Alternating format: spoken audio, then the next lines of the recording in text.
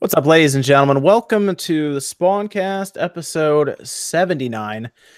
Joined with actually quite a few people here at the usuals, and then we have a guest tonight. It's Austin John Plays. What's up, man? How's it going? Hey there. Good to have you. I like the Majora's Mask in the background there. Oh, I love it. It's now my favorite. Hang on, there's lights. There's a lights. lot. Yeah, it's a lot closer than last time. Yeah, you used to stand up to do it before. Yeah. Turn off all my upstairs lights. Okay, they're off. Is that better? Cute. Yeah, man's the future. That's really cool. Yeah, who made that again? It's First four. Oh yeah, it's a really fancy one. They did a Banjo-Kazooie model. I also pre-ordered. When you pre-order it, it takes like 2 years to get delivered. Yeah, no. It's because I the ordered cream this 2 shop's years not done ago. making it for you. And I just ordered the Banjo-Kazooie one. It's like, it's going to be here like Christmas 2020. It's going to be like the Atari box that I get someday. They have to invent it and then send it to you. Yeah, they need to figure out how they're going to design it. Oh gosh, that But Atari it's box. great to be back. I'm Thank never you for getting having with me. Oh yeah, absolutely. It's good to have you. Good to have you back. Max is here. No hat or anything, just Max. Yep. Unfortunately, I'm over at my girlfriend's house, and I just kind of ran over here, and then I forgot to grab my hat. But I did grab a Game Boy with Pokemon, so I've been playing that until it dies, because priorities. Which Pokemon you playing? Pokemon Crystal, which is it's my favorite Pokemon, and going back to it again, I love it even more than ever. That's one I'm familiar with. I was still playing Pokemon at that time. It's when we made the jump to the Game Boy Advance that I fell out of it. Mm-hmm. So I was still playing it then. I think I had Silver though. I think one of my friends had. It was a big deal when Crystal came out because that was a Game Boy Color only game. Mhm. So it was pretty impressive at the time. I think it was the first Game Boy Color only game I ever bought because I owned Gold, and jumping to Crystal was a big freaking deal at my school. I had a couple. I had Super Mario Bros. Deluxe, and then I had Tony Hawk Pro Skater. Okay, Game Boy Color is one of the most underrated systems ever. It is. Well, did y'all ever So play? many good games. My favorite underrated Game Boy Color game is Metal Gear Solid. Yep. That was good. That's so rare now. It has and that thing is so hard to find. So good though. Yeah, it's kind of expensive, I think. Yeah, it is. Yeah. Yeah, and then we have here's Sean. Sean is here, I'm here. working his way through some of those amazing Switch accessories with the adhesive. Oh my god, that was so deflating because like I could see how it didn't feel all that bad for the 1 minute and 30 seconds that it was on, but once it fell off, it was just like, are we serious? Like, yeah. You should just order a shell and a whole nother set or a left Joy-Con, and we'll reshell one for you. that would be cool. You can get the whole D-pad. You can make it all fancy and everything. I think Colorware does them too, where you just order it straight up. I was looking into some of those just to get them to check them out. But yeah, we can reshell you one, Sean, if you want. The Colorware ones are dope. They sent me over some. Really? Wait, they're sending them out to people now? All right, let me go to. I mean, Colorware. they sent it out to me. Yeah, I'll buy one. To be fair, I've been oogling over their stuff for like years. Like when the unibody MacBook Pro first came out, I was like, I need like a straight black MacBook Pro. And then I just hit them up randomly and I'm like, hey, I'm a YouTuber. Can I review your stuff? And they're like, sure. Wait, that And now they're works? reaching out to everybody. Same thing with Fuego Box. Okay, let me go over to Colorware and see what I can do here. OJ's here too. What's up, man? How's it going? What's up, man? Back from Torna. Back from Torna. You're done with that, right? You're finished. Well, I need to do the extra, like the New Game Plus, but I'm back. It was the best vacation I've ever had in my life. So I saw some of your 18 videos on it. It seems like I'll be honest. After watching that, I'm thinking about buying it. Like I was pretty into Xenoblade, and now that I've seen the OJ Obsession, I'm thinking about grabbing it myself. yeah, I'm a bit obsessed, but yeah, I'm back, and I'm back to reality. Back to how normal games usually play, and not the excellence of Torna. So great vacation, great 55-hour vacation. Oh, there you go. Might go back for the honeymoon later. It sounds like you got your $40 worth then. That's good. Yeah. I bought it like 3 times, so I don't know how many. And then Nintendo gave me a bunch of. Anyway, yeah, it was fun. It was great. Yeah. Back to the reality of Super Mario Party. Oh, Wishbones. Yeah, Wishbones saying, I dare you all you guys to do Beetle Adventure Racing Time Attack together. That was actually one of my favorite 64 games back in the day. I didn't have a lot of 64 games because when you're younger, you play what you get. So. But that was a fun game though. You didn't like That was a good game. That was a great I've game. never heard of it. No, Beetle Adventure Racing. What? no, Oh, never crossed my radar. No. Yeah, You it's pretty super much good. just drive a Volkswagen Beetle. but it was fun though. Really? Man, that totally. I was expecting like a Beetleborgs thing. I thought it was gonna be like robot bugs, but No, no. man. Some of the track design in that game was actually really good. Six it huge was tracks that are 4 minutes to drive from one end to the other. Jesus. Hey, man, it was good times, dude. Beatles were actually like really popular back then too. Like there was like a craze for There was a Beatles at research. Well, it came back. They had been off the market for a while, and they were reintroduced. Yeah, it was pretty good. My dad, I think, still has a '73 Super Beetle in the garage. But Nate, Direct Feed Games, what's going on, man? How's it going? Not too bad. Watching some of the ALDS right now. Okay, very good. You had a lot to talk about with that Switch revision, if I remember from what you were saying. So I'm sure you want to chime in with that. But let me ask all you. over the place. Yeah, you checked out, what is that? Sinner Sacrifice for Redemption. Did they send you a code for that? Yeah, an outlet I'm doing a written review for sent me the code. That they're publishing, okay. So Okay. Does it suck or does it not? Which one? I can't say until you're under October embargo, right? 16th. Yep, dude. I beaten it twice now, and I'm going to talk about it then too. I beat it on PS4 though, but yeah, man. You played it on Switch? No, I haven't seen it. They sent it to me on PS4, and I talked to him, and it sounds like I'm going to get it on Switch, but I don't know when my Switch code is going to come in. What about Nate? You played it on Switch? Yeah, I got the code last week. Yeah, see, I'm gonna have to talk with these guys.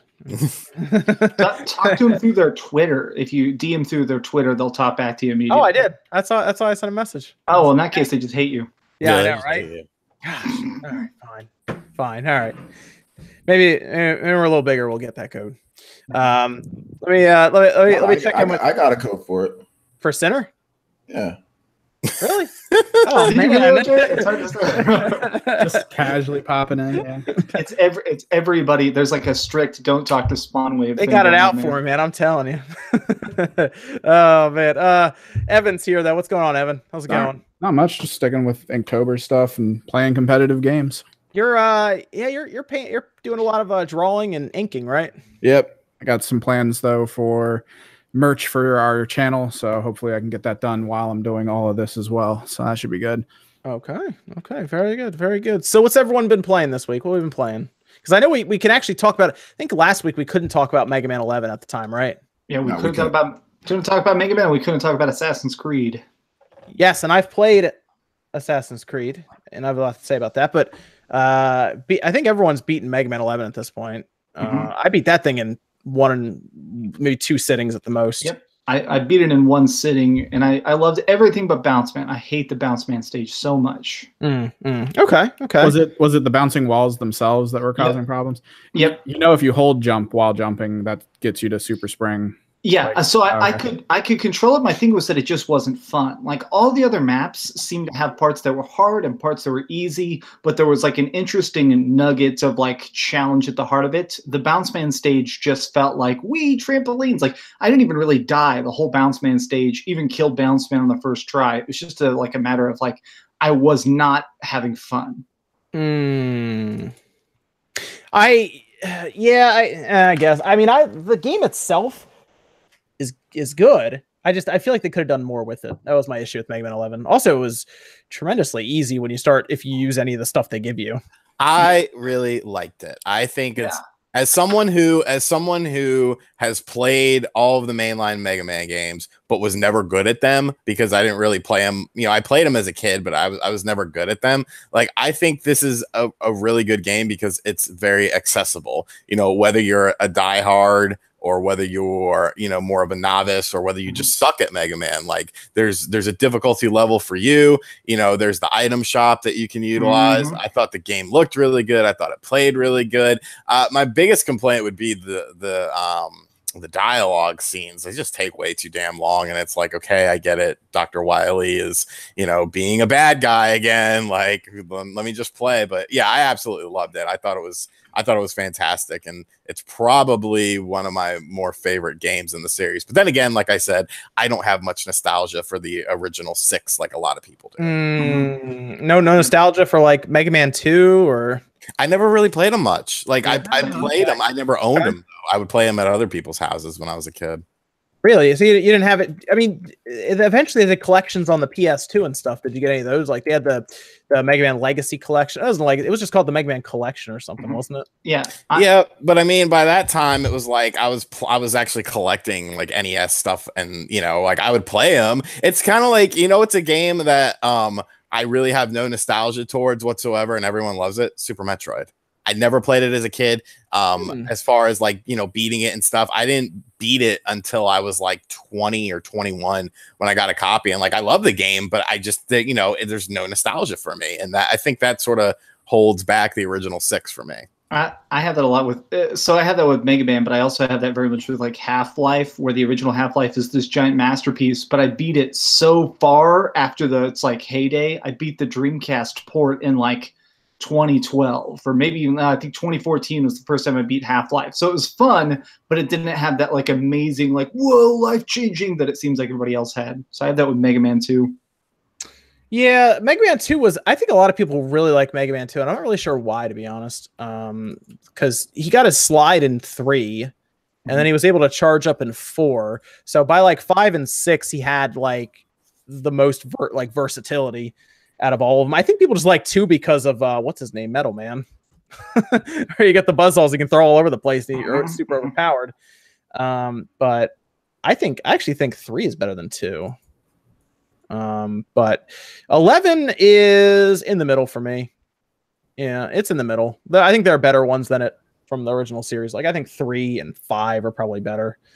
1 isn't very good. 1's like on the bottom of the list. 1's not a very good Mega Man game, but like 11 is, I think, what, the more I thought about it, I was like, it's a $30 game. It's like 4 hours long, 5 hours at the most if you really have a hard time with it.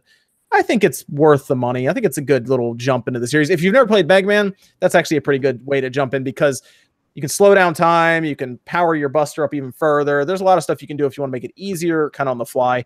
My only issue was they didn't design any puzzles around being able to slow down time. There was one, but it wasn't necessarily too difficult. That was on Blockman stages, trying to get up those ramps.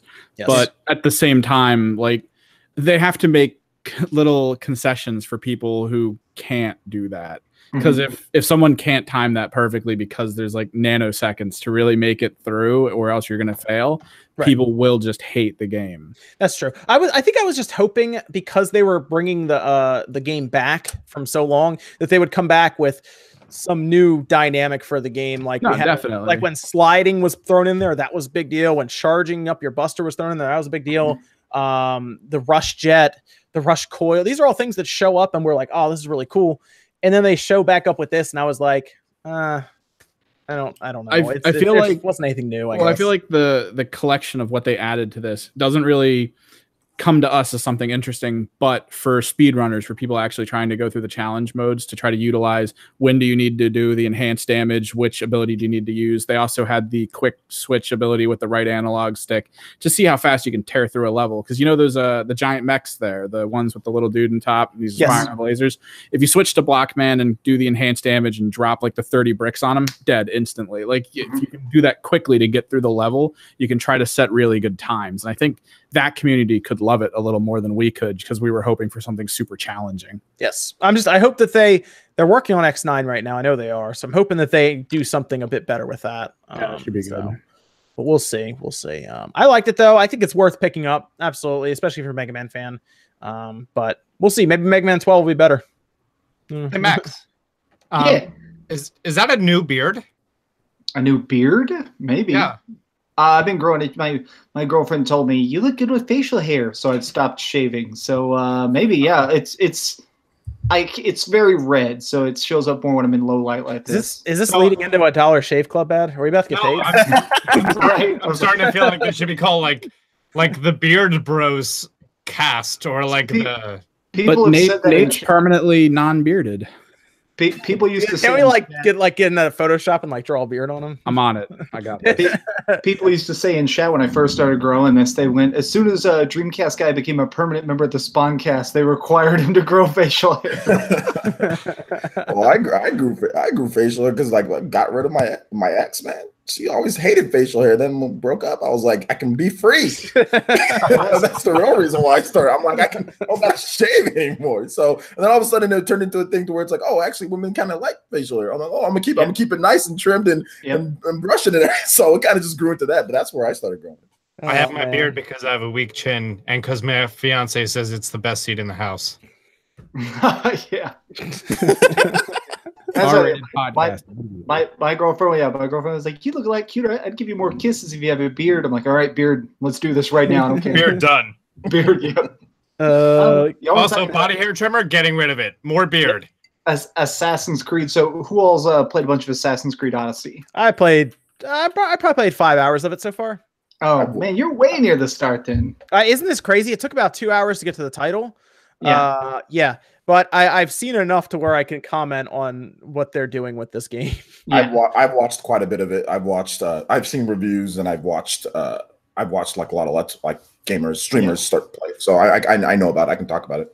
The main thing is, so I like it a lot, but I feel like you hit a wall like every 10 hours. That's my biggest thing is, and I'm sure you probably noticed this even when someone's streaming it, is like there will be these 10-hour chunks where you can progress, and then every 10 hours you just have to stop and grind and collect materials and make yourself strong enough to go progress some more, especially when it comes like to the conquest missions. And that was the only thing that really held it back. Like I ended up giving it an 8 out of 10 in my review, and I liked it a lot, but it really annoys me when a game says, all right, now slow things down. That got me. Here's the thing. It's an artificial grind that they install I know. in the game. And the game is, anyone out watching, it's not a $60 game, it's a $70 game because they have a permanent experience buff you can buy for an extra $10. And I want to say it doubles the experience you get. I have to double check. I can turn it on and check because conveniently you press right on the D-pad at the start menu. Like you press start and you press right and you're in the shop. So you can just start buying whatever. And it's so annoying because you do that all the time. Like it took me, I think 75 hours to beat the game. And all the time, even like 40 hours into it, I kept opening up the menu and trying to scroll over to the upgrades tab. And I'd press right and it takes you into that stupid microtransaction store. It's like, okay, I get it. You want me to buy Helix. I'm not going to do it. Yes, that's basically what it seems like. I haven't got to a point where I need to grind yet. I haven't got there yet, but I do notice the experience slowing now. I think I'm almost level 8, but I do notice that the experience is slowing. I wish something the other Assassin's Creeds that had a leveling system had is killing higher level people gave you more experience, like exponentially more. If you manage to take down targets who are 1 or 2 levels higher than you, it'd give you like 5,000 experience instead of somebody being the same level and giving you like 3,000 experience. It seems like it doesn't have that. If they're like 2 levels above you, they're like impossible to kill. Yeah, and it's very annoying to purposely, like it killed me a couple times when like I would see a target, I would very tactically try and ambush them, drag them into the woods and use all my best stuff against them. I'm like spamming all my good action attacks and then it takes off like 1% of their health and I have to run away. Yo, this thing has a $40 season pass. Yeah, it does. Well, the review copy I have has all that. Ubisoft, whenever they send you the review copy, it's like season pass and I think microtransactions are set up or whatever. Yeah, I talked to Ubisoft before about it. They didn't send a code or anything over, but I asked them about the season pass and the microtransactions. Then they didn't get back to me, so I figured it was all in here. Okay, so there's just a ton of stuff to buy. I'm looking at it right. It's just an obscene amount of stuff. Yeah, well, there's 15 different levels of cosmetics. You can customize your horse. You can get all sorts of different upgrades, and you make it where you level 5 times faster and stuff. It's just like, even if you try and ignore that, it's very hard not to see that it's built into the game to push you towards it. I see it here. Permanent experience boost. You earn 50% more experience, and it's valid forever on all of your save games. So it feels like they did take the game and they extended the experience, so it takes longer to level up, and basically you can negate that by buying into it. Is what it feels like. It's progression. It's pretty clear and obvious progression throttling in order to push you to buy microchips. How RPGs work is that you go on and then you get more experience as you go. You know, you get more and more experience. It shouldn't be something to where they're pushing you to buy something at the very beginning in order to unlock more. Like if you're playing like different RPGs, there should be way ways to take down higher enemies with good strategies and tactics. But like you said, it seems like if you're a level above them, you just get destroyed, you know? Well, Or if they're a level above you or 2 levels above you. I was talking to a friend about it, and he was like, well, how is the grind bad? Like, Dreamcast guy, normally you love grinding. And I was basically comparing it to, like, good games actually make grinding great. Like, I was obsessed with grinding in Octopath Traveler because even random battles had this strategy to it of trying to, like, take down high-level enemies efficiently. It doesn't feel like that in this game. It just kind of feels like, well, like, it almost feels like you're just rolling the dice sometimes. Like, okay, you're high enough level, they died now. It's a shame because the actual game itself is good. Like, God, it's superb. It's actually a good game, but they destroyed it with these microtransactions. It's the weirdest thing. I've been a very big critic against Assassin's Creed, but I will admit the gameplay looks like they really reinvented things this time. So I did not get on board with Origins. Man, the new abilities in this are so fun. Like the fact that it's these separate trees for like basically melee, long range, and then stealth. I put so many points in the Assassin's tree. I love that you can have the remote control arrows. I'd literally fire an arrow, slow down time, and become the arrow and fly it into somebody's eye. The best thing they did in the game is make the Spartan kick the first thing you unlock. Yep, dude. There's a boss you have to fight like about 12 hours in the game. There's like this super boss you have to fight on a cliff, and if you unlock Spartan kick, you just kick him right off, and it's like, all right, you get a 10,000 experience. Level people. Yeah, he's level people with that Spartan kick. It's great. I was love doing on boats. Wasn't super happy with what they added to it though. So I will tell everyone, maybe wait for it to go on sale. Yeah, I'm gonna wait for the super like sale. If you end up grabbing it for $20, it's gonna be the best $20 game you've ever bought. Like that's the way I'd put it. Like it's something you should probably get for around that price, but man, is it worth that price? There's a lot to do in the game. There is a lot. Let's Mario Party. Who played Mario Party? Let's talk about Mario Party. Oh gosh, here we go. Okay. Mario, all right, well I know Evan didn't play because you were talking about maybe getting it at some point for your when me and my friends are meeting up to actually play games locally. Well, you just ask me and I'll let you borrow it or something. But who here has or bought or played Mario Party? I got a review copy from Nintendo or a stream copy from Nintendo. Okay. What is a stream copy? It's not really a review copy because they're not expecting you to review it. They just give you like the day of the game launches. So it's more just like, hey, just stream it or just show it off. Like, just play this for us. Just play it, because they're not expecting a review from me at all. Gotcha. Yeah, no, I bought it, and are we diving into why it's good and bad right now? Yeah, sure, go for it. Do it, shred it. I got a lot of stuff to talk about for Mario Party. Go ahead. So I own Mario Party 2, 3, and 1, and I've either owned or sold every single other Mario Party. Yep, however, I did not buy what was the last one? 10? 10, yeah. Oh, dude, that was the best one, man. That was the best one. Everybody was so nice to each other in that one, man. No one got mad at each other. Yeah, someone said there was no competition. And I mean, for someone who has spent decades of their life perfecting how to not get a rash in the palm of their hand while getting mad at your friends, this new Mario Party is a step in the right direction, but it's like an inch of a foot. Yeah, I'd agree. I'd agree. Yeah, I think it is. I think it's a good Mario Party at its core, but it's a great game. It's a great game. Just it's a great short game. Yeah, it should not be a full price thing. This should be like, you know what? It's above 1-2 Switch.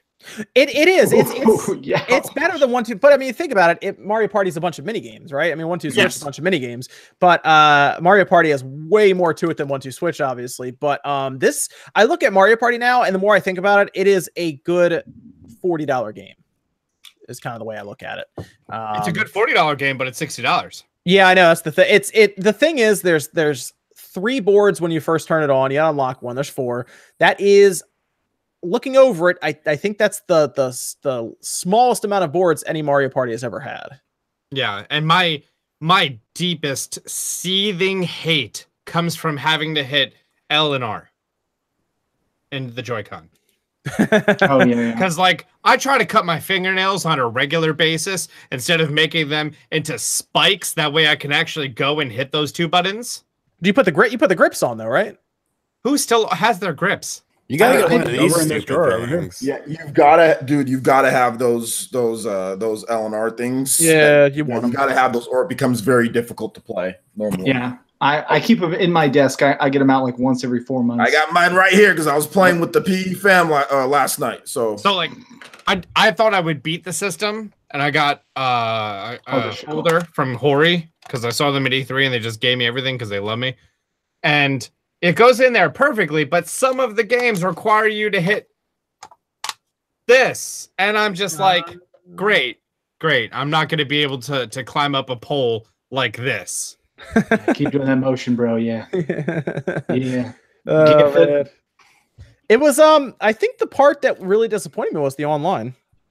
Yeah. Like, yeah. I didn't see the announcement video or anything, but I thought to myself, I'm like, this is going to be fantastic. I'm going to be able to load up a Mario Party online game. I'm going to be able to play with friends.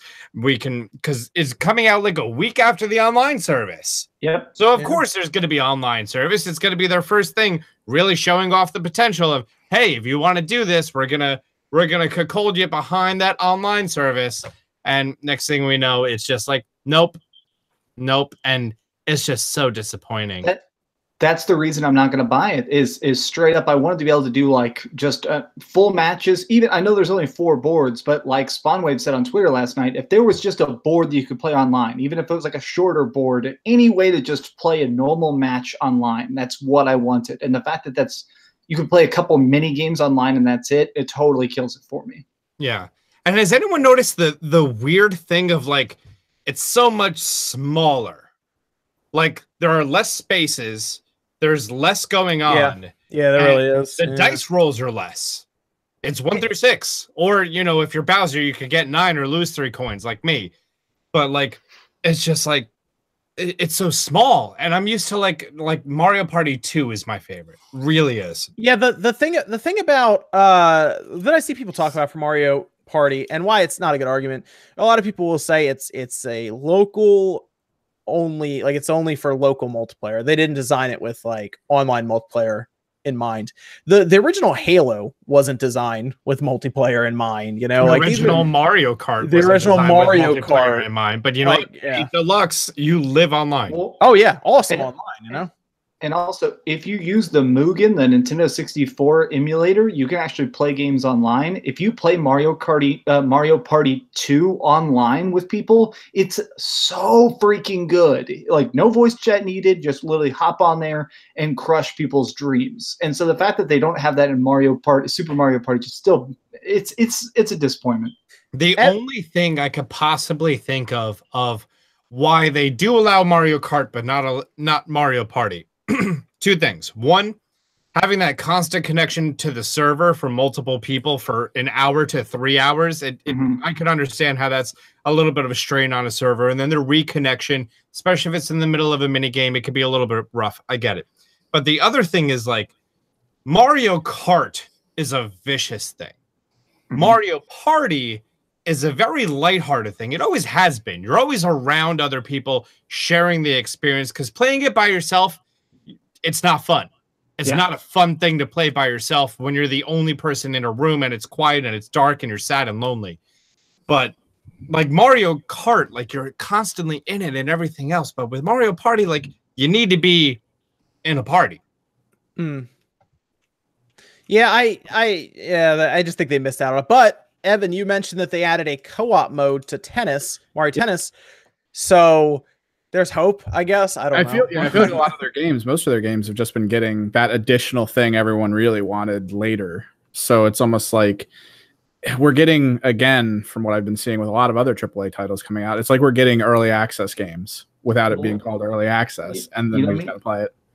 I'm obsessed with Splatoon 2. I've put in over 100 hours in Splatoon 2. I love it so much. But a lot of people, now I didn't have this problem, but a lot of people thought that at launch it had a pathetic single player. And later on, they came out with DLC that was just single player. It's just like, yeah, it definitely has that feeling of like Nintendo kind of goes, we'll just put it in there later for free or for charge. We'll figure it out. Wait, yeah, because beyond the co-op, Mario Tennis also got the challenge modes in single player, like that little island that just appeared out of nowhere. So they're just adding stuff over time. I don't know. You know, It seems I weird. mean, I look at it and I say, if you have people around you that you can play with, like if you can fill up a room with, maybe if you're in college, right, and you got people around you a lot and everything, and you guys are gonna play in the dorm, yeah, it's a good Mario Party to get. But if it's just you and you're gonna play single player, or you have friends that are further away and you're like, oh, we'll play online together, you might want to wait to see what their updates are gonna be, because they're gonna update this game. Did you see? I like Reddit a lot, and the day Super Mario Party came out, there was this big post at the top of the Reddit that said, "Hey guys, we all bought Super Mario Party. Like, I don't know about you, but I'm in college right now. Let's invent some great drinking games. You know, just like how we do drunk Mario Kart." And immediately got locked, and like a Nintendo employee was like, locked alcohol use. Like, okay, well, Oh man. see it coming. Okay. Oh man. The one thing I'm excited for, and I feel like everyone else can kind of understand where I'm coming and going with this, is like Mario Kart. Every single time that they put out a new Mario Kart, they'll take some of the retro stages and they'll include it. I'm waiting for like the Mario Party Definitive Edition, because we just got like, what was it, top 100 or something, and it's just literally 100 mini games. I'm waiting for like a collection of like the best and worst, by worst I mean palm hurting, mini games, a whole bunch of stages. Like, it's not that hard. We're thinking that they're gonna add possibly boards from the old ones maybe to this. It's very possible that they go back and grab a board from like an older Mario Party. Dude, Better be a free update. Better be a free update. Mario Party 6 had gigantic boards. That's my favorite Mario Party by far, because you could put down traps and stuff. I hope they bring over some of the Mario Party 6 boards, man. What That was GameCube? Yeah, that was GameCube Mario Party 6. What were you saying, OJ?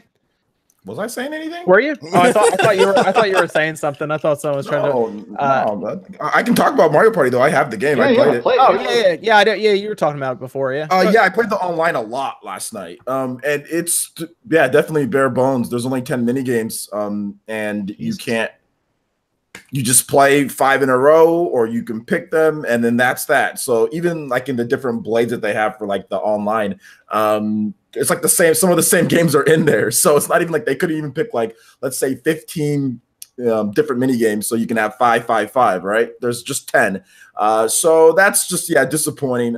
Even if they were to just like start out by including, just give us more of a selection, because I think that's Mario Party's strong suit is the mini games. There's 80 mini games, and they're all really good. Like, just to share a couple favorites, I love you guys played the one with the steak where you can like flip, and like, dude, that game's awesome. That is so much fun. The HD Rumble works well, so even being able just to add some more of those really great mini games to the online mode, if you want to just take little baby steps, because that's what Mario Party does, is take baby steps. Sometimes they go completely backwards, like with the Wii U, but they took a baby step with this one in terms of making it better. Like, if they were able just to add in, just some more mini games to that online mode, just casually, that'd be great, man. I would enjoy that, and add in a board. I'm not so much down for playing boards for long periods of time online against other people, but I know that would really help out for just for people that want to play online. They don't have people that can play right there. I'll say the same thing that John said. If you've got family, I mean, like if you've got daughter, cousins, whatever, son, and you guys can play normally, to where you can have at least 2 or 3 people playing, then I'd say it's a buy even at 60. But if not, if you're just by yourself, or you're really looking to try to take advantage of online play, I would say maybe wait till they add some more content, or till they actually improve the online multiplayer. But overall, I don't like Mario Party games. I'll be honest. I'm not a huge Mario Party guy, but this one was fun to play with the community. Okay. One thing I find very strange is there's a lot of people in the comments that did I mention that Nintendo gave me a review code for the game? Yeah, you did. Yeah. Okay, I'll say that again. Nintendo gave me a review code for the game. Just want to make sure. Hang on, OJ. You also have to, in the top left corner, say that. Put it up there, flash it. Yes, okay. Just want to make sure I remember. By Nintendo. Okay. Also, like, I'm gonna cut someone off. I'm sorry. No, you're fine. Like, I feel like the running theme now is like the old ones were like, Bowser is the bad guy, and Bowser is the one who's like raining down terror on the board. Yeah, there were boards based around that. Yeah, exactly. And like, yes, I get to play as Bowser now, which is kind of cool. But like, I feel like there should be an antagonist, even though it was like a very lighthearted kind of a play sort of story. Like there was story, and now it's just like, we're here for some unknown reason, doing something or something. And how come stars are only 10 coins? Yeah, they did a lot more with kind of trying to tell a story. Do you remember in Mario Party 2 where at the end of a board, they didn't tell you immediately who won. Instead, they had a whole like cutscene and everything that would take place, and they'd reveal the winner. Like the best one was the cowboy one where you had like a Top Gun. Top Gun, yes. That was great. And it's like, man, I really miss like them having that kind of creativity around Mario Party. That was awesome back in the day. But yeah, you're right. Stuff like that would be pretty cool if they had like you said, a big antagonist or something. I think one of the things is in the chat, like people keep saying like, oh, it's supposed to be a local multiplayer game. It's supposed to be something you play with friends. But I mean, in the same breath, like the people who played the original Mario Party games are now our age. Like they don't you can't meet up with your friends after school anymore. Like there's nothing. Yes, or you might not have friends. Sorry to interrupt. No, yeah, like there's nothing wrong with expanding the game to make it more accessible to other people. Like they should have done more online stuff. And I think it's silly to say that, oh, well, it's fine the way it is because it's a local multiplayer game. Well, I mean, no, like multiplayer should be available to be experienced by everyone. Like all they had to do was, if the board thing was too long, like a lot of people feel it would be, just make it like a 5-turn board or something, and have just one board for it. Well, and my thing is like we're in such an online generation. Everybody likes to try and have every experience they can online. And I'm just saying, if they had made a multiplayer option, even if it was just 5 turns on a board or something, I guarantee you we would have done a SpawnCast live version of it. I would have streamed it on my channel, SpawnWave. We would have just literally all come together, and that would have been 5 separate channels, like all coming together, all playing a freaking board. So the fact that they just didn't put that in there seems like such a weird, like you could have dominated every streaming site with free advertising, but no, let's just oversight that. Yeah. You know what? The online looks weird because we're viewing it from a Western audience. In Japan, local multiplayer is still huge, and the game was made in Japan with the Japanese market in mind. We're viewing it as 30-year-old males who aren't going to their friend's house and having a beer and taking shots of tequila while rolling a dice and playing Mario Party, while Nintendo's viewing it as 8-year-olds and 10-year-olds, 12-year-olds in Japan gathering after school or at a bus stop on the train and playing the game together on the Switch with its kickstand out. I wonder where it's going to sell better, though. I would say the one thing that they've done right, and now I'm thinking about it in retrospect, because my fiance's cousins, they came over from Arizona. She's 17 or 18, and her boyfriend is probably the same age. Let's say they're both 18 for legal reasons. And they're not 30. And we were hanging out in the basement. We were playing Mario Kart. We were playing Smash. All this on the N64. My basement is all retro consoles on a 39-inch CRT TV because they're on weird numbers. And I was like, yes, let's do Mario Party. Let's do Mario Party. Do Mario Party. And I hyped it up so much that they got so excited for it. We do Mario Party, and then like half hour in, the kids are like, this is boring. Yeah. And I'm like, maybe. This isn't Fortnite. When I was 10 and I was doing Mario Party, we would just order 2 pizzas, me, 2 friends, and my stepdad. We would just eat a pizza, play for 6 hours, have another pizza, and then play for another 6 hours, and that was Saturday. Yeah, you know what? Do you know what came out around that time too? Mountain Dew Code Red. Yep. Yeah. Do you remember? Yes. So when Halo 2 came out, me and all my friends were obsessed. We would literally put a lasagna. Oh, did I just freeze? Oh god, I think I froze. You're good. Oh, you're good. There we go. Yeah, my screen froze there for a second. But we used to put these giant frozen lasagnas. They took like 3 hours to cook. We'd put that in the oven, drink that awful Mountain Dew Gamer Fuel that had Master Chief on the box. It was like Livewire or something like that. Yeah, Livewire. And we would drink. I mean, it would literally burn your mouth. It tasted so weird. And we just drink so much of it while playing Halo, and then eat lasagna and keep playing Halo. Man, they just shoveled sugar down our throat when we were kids. Oh, I know. You guys remember Pepsi Clear? Of course. Yeah, I remember Sonic Adventure and Pepsi Clear. Did you see people are finding those Pepsi Clears now, and they're so spoiled. And they're trying to drink it, and they just throw up everywhere. You vomit in 60 seconds after you drink those now. They're so bad for you. Oh my gosh. Kids nowadays, right?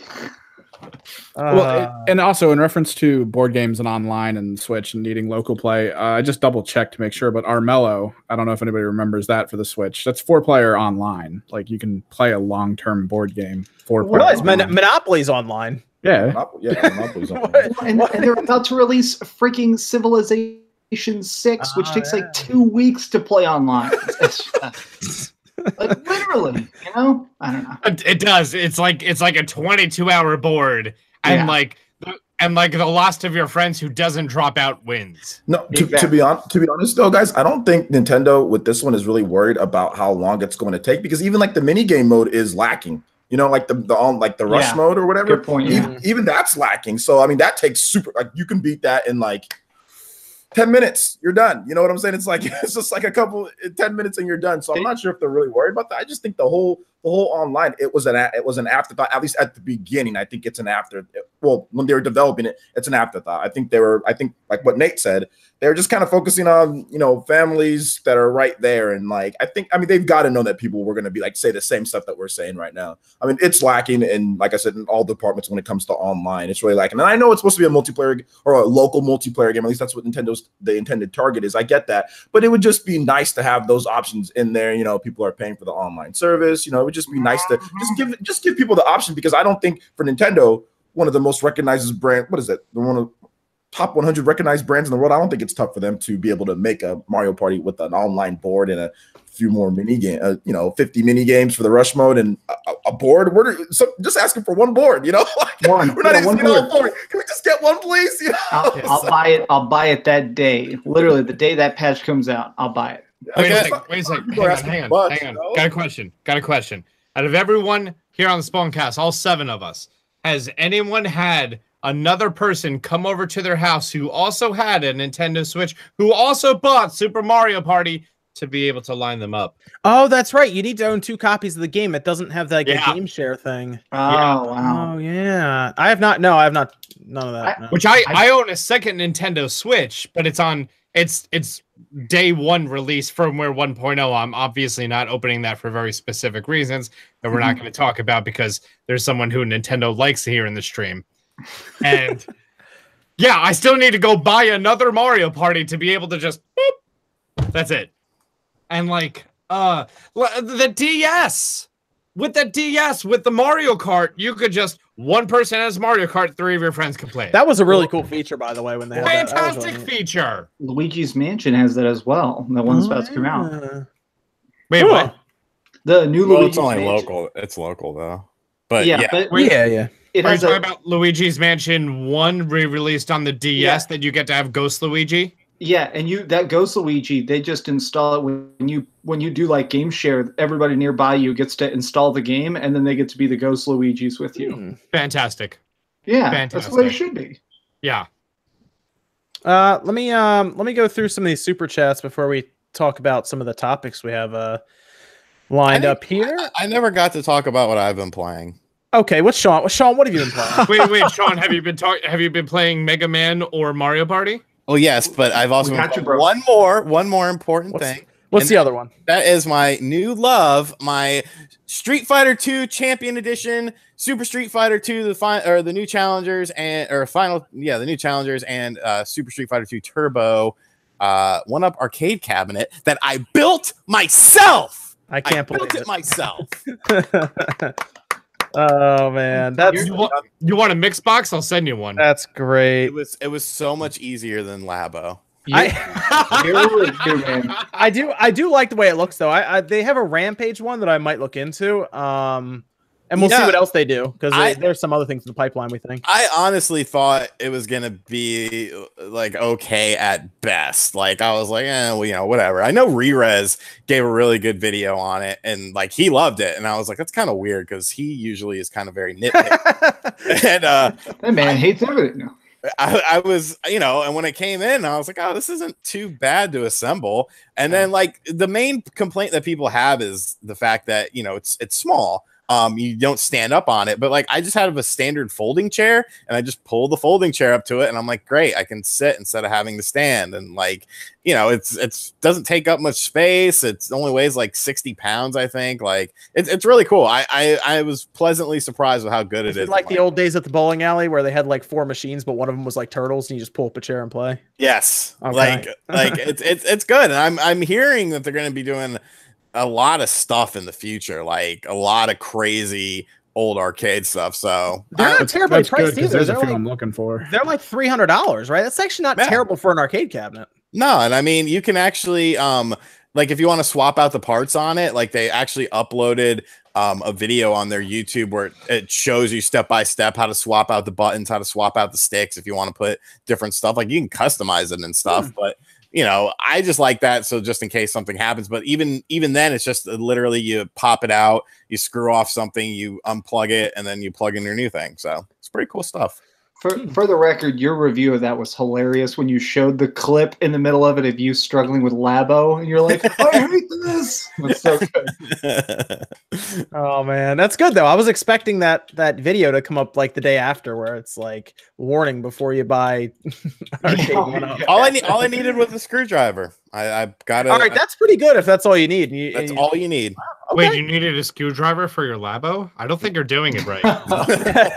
And for the arcade 1-up, I mean, I saw the box that came in. If all you needed was a screwdriver, that's actually pretty good. Yeah. Wait a second. It's an arcade unit made by 1-up? Made by a company called Arcade 1-up.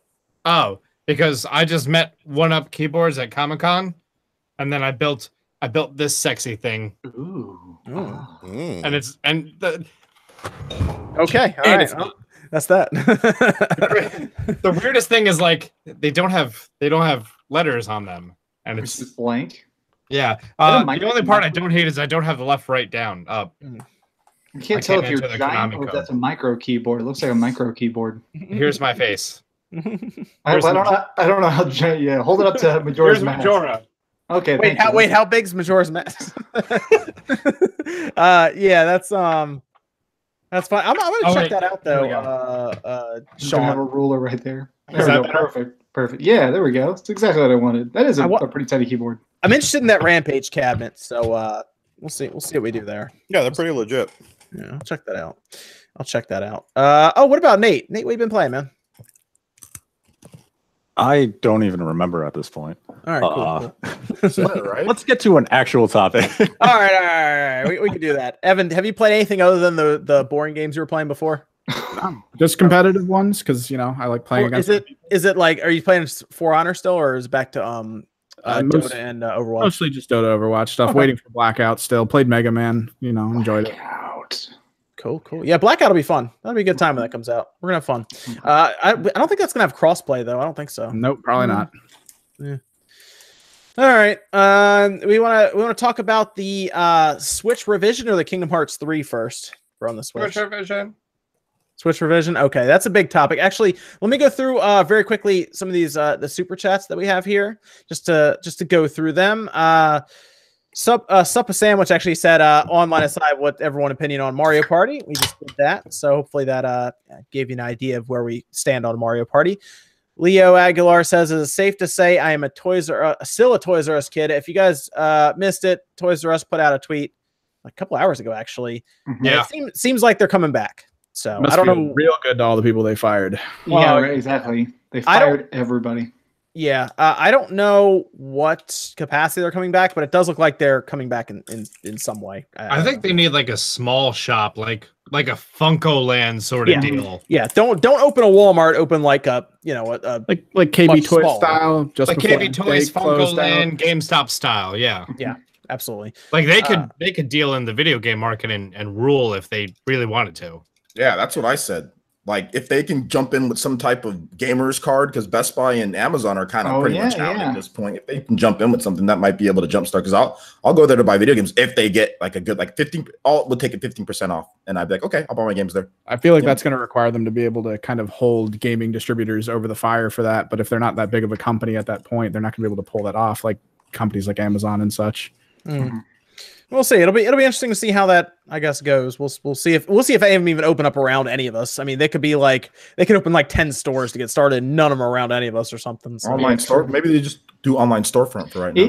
It could be. Well, I worked at Target back in the day, and Target legally keeps Target.com and Target the stores as separate like legal entities. So there wasn't really any overlap. They may just come back as an online only store and be like, oh, it doesn't matter. We declared bankruptcy. This is a new, different business.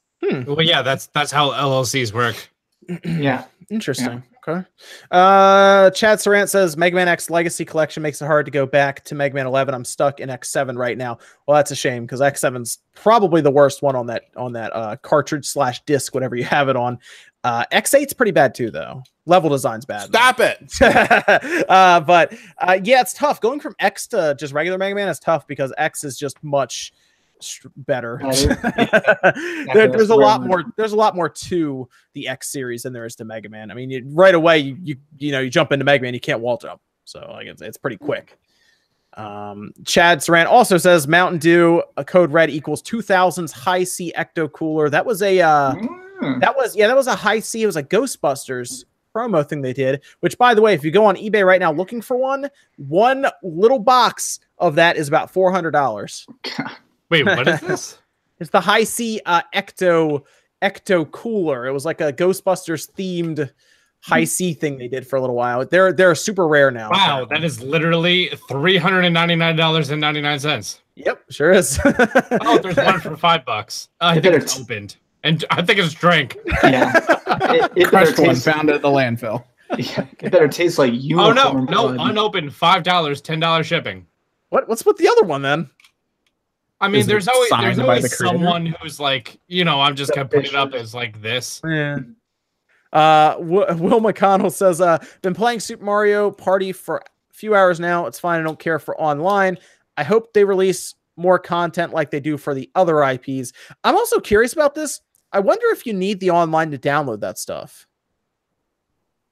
I don't know if you need the paid online to download like extra boards or anything like that. No, I don't think you do. I think it's only for online interaction. I mean, other games have had issues with that from Nintendo, but we'll have to see. What games? Oh, which one was it? Well, Dragon Ball Lego Fighters had. Lego has an issue too. Yeah. I think that's on WB. I don't know Mario Tennis. Maybe somebody who doesn't have the online, go on Mario Tennis and try to download or the new update and stuff and see what happens. I don't know. I don't have I think I've already downloaded all that stuff as it is, so I don't think I can try it. But someone could try it and see if that's the case. I'm curious. But no, I think you're gonna get more boards. I would expect at least another 2 to 3 boards from them before they call it a day. Maybe some more mini games too. I don't know. There's a lot of mini games though. There's a lot. Cassidy says, they're asking about the McGregor fight, who everyone has in it tonight.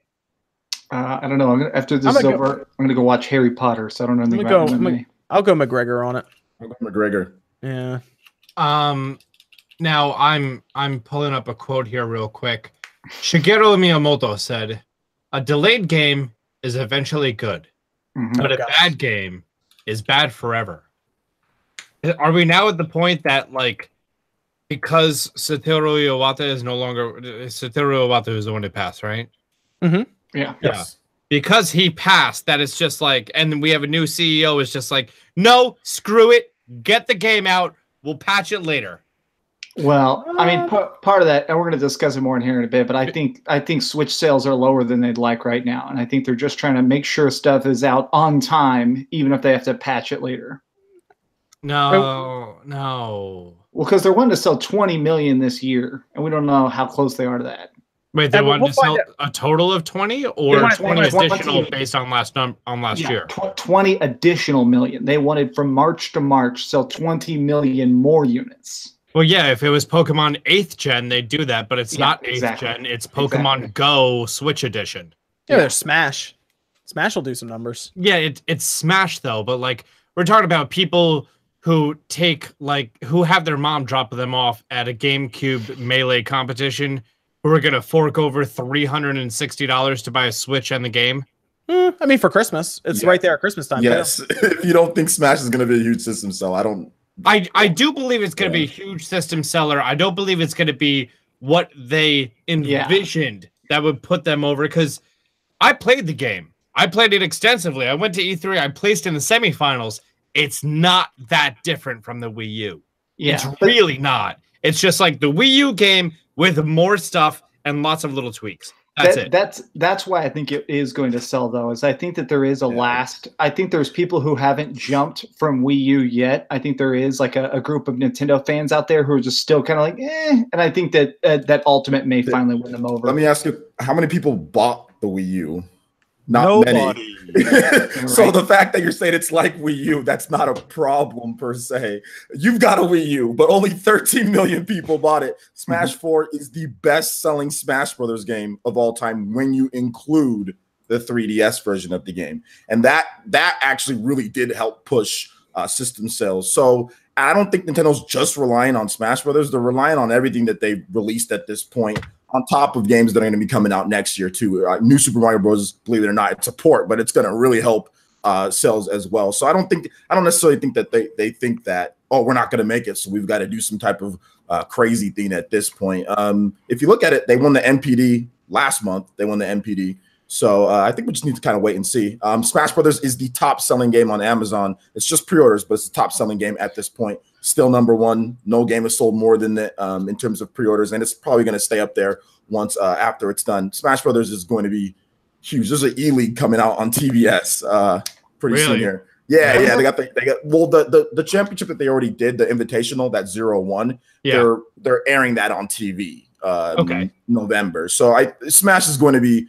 It's going to be huge. Well, plus, I mean, you don't want it with a fighting game. You want it to be, familiar, especially when it's a series. Like, you don't want it. It should play a lot. It should sort of remind you of the Wii U version, but with more added to it. Like, like there's a million different versions of Street Fighter 2, but as someone who's played all of those versions, it's like I can see the differences as you play through them. So I think it's smart that it does feel similar. Okay. That does make sense. Well, we're gonna find out a little more about where they are at the end of this month. They should have a report for investors and everything, and they'll tell us how many Switches they've sold through September, I believe. Very interested in that. So they'll tell us, and then we'll be like, all right, well, they got 6 months to sell X amount of Switches. 10 million units in 6 months. We'll see if they can do it. Yeah, also, it might be more than that, actually. Like, it might even sell more than that. OJ, going off what you were saying, I feel like the new Super Mario Bros., Wii U, Switch, whatever it's called, like, I don't feel like that's one of those games that people are like, oh, I need to buy this. It's like when a parent goes to the store to buy Smash Ultimate, it's like, okay, let's get them another game so they don't only have one. There's Mario, I'll buy that one. I think a lot of people are also going to buy it. People like me, who I love 2D Mario games a lot, and the fact that we don't have any other one really accessible on the Switch, I'm going to buy it just because of that. Like, I've already beat my I was going to say, prepare to be shocked, Austin, with the sales for Mario. Yeah, I would agree if this was not like the Wii U. The problem is that it's the Wii U, and nobody bought the system. Like that's just the biggest thing that I'd say is that this is going to be a brand new game for so many people. I mean, that's the only thing else. I mean, look at how Donkey Kong and shit sold. Like, like Donkey Kong, Bayonetta, all of the games that came out, like they just sold a lot better on Switch. People actually went out there and picked up a Switch to buy these games that were already out because nobody bought Wii U. So it's just. Let me ask you this, Austin, because this is your end of the of YouTube. Is Pokemon. How does the community feel about Let's Go? Because I will tell you, Nintendo is looking at their two pillars right now is Pokemon Let's Go and Smash, obviously, is trying to help them get to that 20 million. Yeah. How's everyone feeling about the Let's Go series? So anyone who loves Pokemon, excluding Pokemon Go, hates Let's Go. Okay. Or is skeptical about. I believe skeptical, yeah. That's not the point of Let's Go. Let's Go is not for the people who are going from 7th gen who want 8th gen on the Switch. The point of Let's Go is to convert people from Pokemon Go into console owners. That is the sole purpose. Sorry, 90% of the purpose of Let's Go. The other 10% is people like me who played 1st gen and kind of want to see it in 3D. that's my thing. That's what's finally made it where I do not want Let's Go, actually, is going through Gen 1 and Gen 2 again. It's one of the things where going through those again is still so fun to me.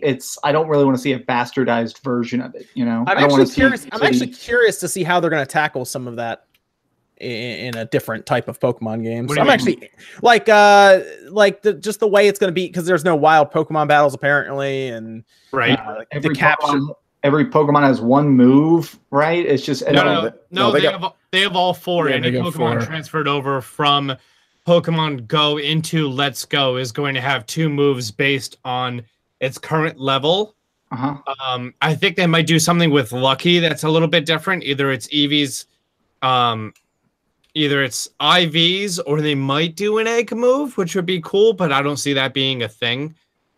But yeah, they have 4 moves. Battles feel like regular battles, unless you have a second person, and then it's 2-on-1 for some reason. You get to jump somebody. It really is. Let's go to the forest. Let's jump the bug catcher Billy. Yeah. Spit the seeds out and then punch him.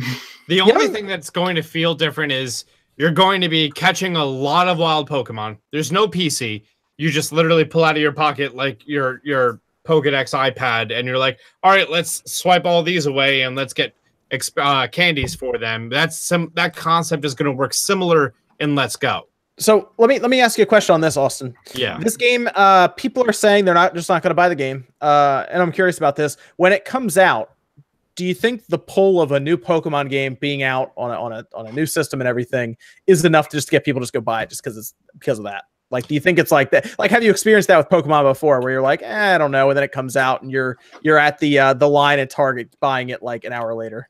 Well, X and Y was a big point for Pokemon, because X and Y was the first game that came out in a long time, and they revisited a lot of Gen 1 but updated the mechanics. Okay. And then Sun and Moon was just a complete remix of the original Pokemon formula, but it was the first game after Pokemon Go release, and the sales were incredible.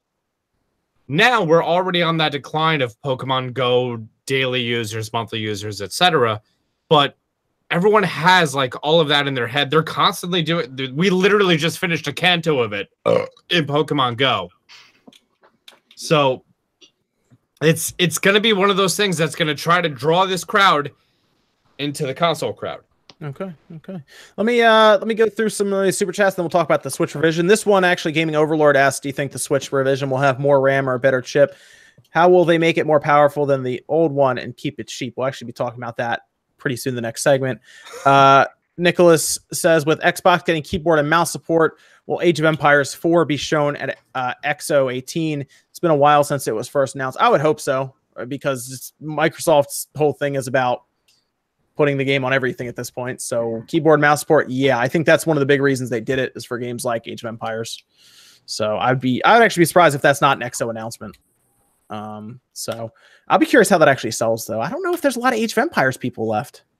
I don't know. The Dan guy says, will Smash have cloud backups based on Nintendo's reasons for not allowing it for Splatoon 2? Has me wondering. Oh yeah, that's a good point. Have they? I don't know if they've commented on that yet. Well, my worry is, since if it tracks your wins and losses, they may end up making it not cloud compatible, because they'd be afraid of people trying to like squick their records. Yeah, but it seems like that they're building everything like maybe from the server side, because it looks like they're probably going to have messaging built in, and I assume rankings will be on their side and everything. So yeah, I guess. I don't know. It's all kept on the server by default. That'd be pretty cool. Yeah. I mean, we'll find out soon. So I don't feel like Smash is going to have like a ranking system. It's not like you're going to get an S rank or an A rank or anything. It's just wins losses. Yeah, because we still believe that there'll be some kind of single player. We believe there'll be anyway. So I assume you'd have to back that up. But I'm really hoping for it. It'll be called Champion Road, and it'll be hide behind everything else. You have to play every Smash. You have to play as every character. You have to play on every level, and then you can unlock the single player. I can't wait. I can't wait for like Smash Ultimate Submission and Missionary, whatever it was called. Oh man, Subspace. What was it? Subspace Emissary. Subspace Emissary. Yeah. There we go. Because like on the Wii U, correct me if I'm wrong, it was just like, here's everyone. They gave you more characters ever than before to start out, but that's because they had the largest roster. But they didn't want people. I think it was for the tournament scene. They didn't want people to be like taking forever to unlock, because that's when the tournament scene started kind of getting. I mean, it's been going with Brawl, but like, and Melee before that. But when they were actually trying to kind of dabble in that just a little bit. But yeah, they did do kind of like what you just like. Here's a bunch of different characters, and like you didn't have many to unlock in Smash Ultimate, or sorry, in Smash. I want like original Melee style. I need to leave my Switch on for 20 hours to get Mewtwo. I want that. I want that. Yeah, there's like 70 characters in the game. It takes forever. Want those things. Those are the things I want to do. I'm going to be curious when they give it to reviewers. This is something I think we've said on the podcast before, but I'm curious of if it is like really hard to unlock all the characters and they're having to do like beat the single player with different characters and like play online matches to unlock characters. It's going to be funny if there's like a reviewer who's just unable to unlock everything. Like some dude at IGN just can't unlock everything. Good. Why is it got to be IGN? I mean, I'm throwing them under the bus. 7 point out of 10. Too many characters. Yeah, because they're so big that they won't hear our poop talking on them. No, I don't care. I'll tweet directly to them. Fuck them. Sorry. Oh yeah, a bunch of IGN people, including the founder of IGN, follows me on Twitter. So I'm sure anytime I badmouth him, he gets back to him. Oh, IGN's cool, man. Per Snyder, those guys are cool. They're cool, man. I don't know what y'all talk about. Brian Altano, they're all cool.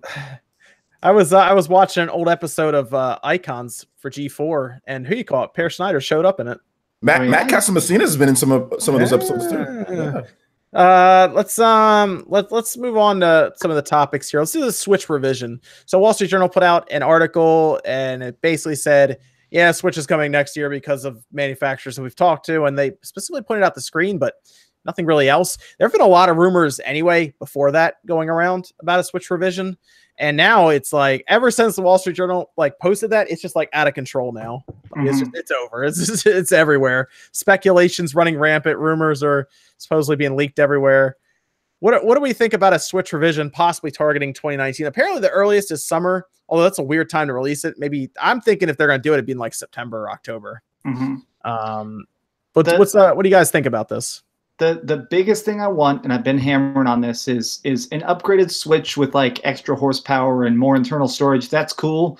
If we get that separately from that, I would really love to see a Switch Mini. Like again and again, I think a Switch Mini would be awesome, and it would really, especially if it's cheaper, I think it would help Nintendo's goal of having every house be a multi-Switch household. My roommates always see me playing Switch and they want to get one, but they're like, I just don't really drop $300. If they could get like a 3DS style version of it, they would definitely both buy one today. So you're thinking like just a cheaper one in general? Yeah, a cheaper one that's maybe slightly smaller and missing like some sort of feature like the Joy-Cons don't disconnect, but still plays all the same games. I think we're way too early in the system's life cycle to see a different size. Okay. You don't think there'd be one way or the other, a Mini or an XL? Not for at least 2 to 3 years. Oh, yeah. Okay. And I feel like they're not going to remove the concept of removable Joy-Cons because then that defeats the purpose of the Switch. Yeah, that's what especially about Mario Party. Especially Mario Party. I'm just dreaming here myself, but yeah, you're exactly right in that, especially that certain games require disconnectable Joy-Cons, which means that those would be games that are unplayable on a Mini. I'm just spitballing dreams here. There's not that many games that require that.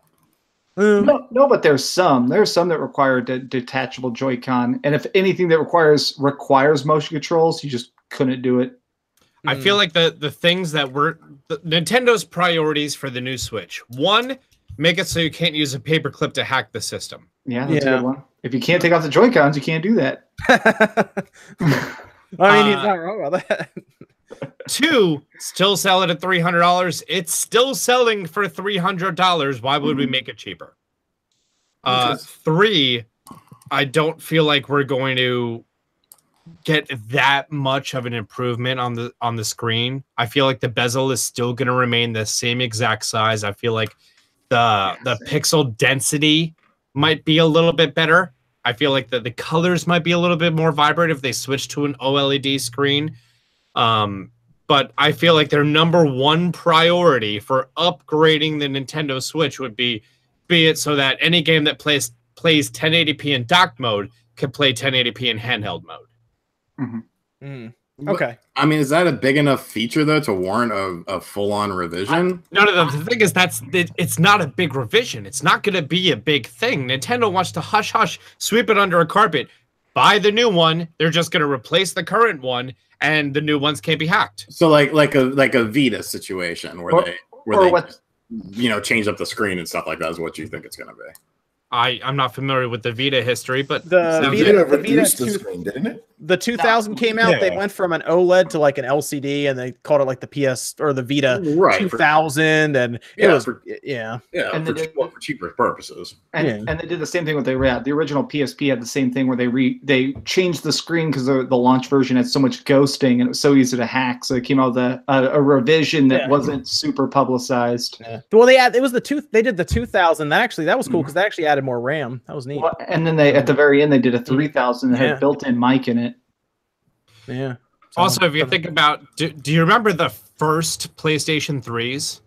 Yeah, those were awesome. Yeah. And then do you remember PS2 built into them? Yep. Do you remember the immediately following PS3s that visually looked exactly the same, came in different hard drive configurations, and weren't backwards compatible? They removed the motion chip, although they had the one that was software based, the Metal Gear Solid Special Edition, but that was that the one slim only one, did. right? Nope, that was still the normal size, but it didn't do all the games. It just did some of them software related. And right. They removed the USB ports and some of the stuff. They went from 4 down to 2. That's right. Yeah. Not just that, the SD card slots vanished as well. SD card. Yeah, I still got some of the. I got 3 PS3s. I got one of the newer ones. I actually really like the PS3. To believe it or not.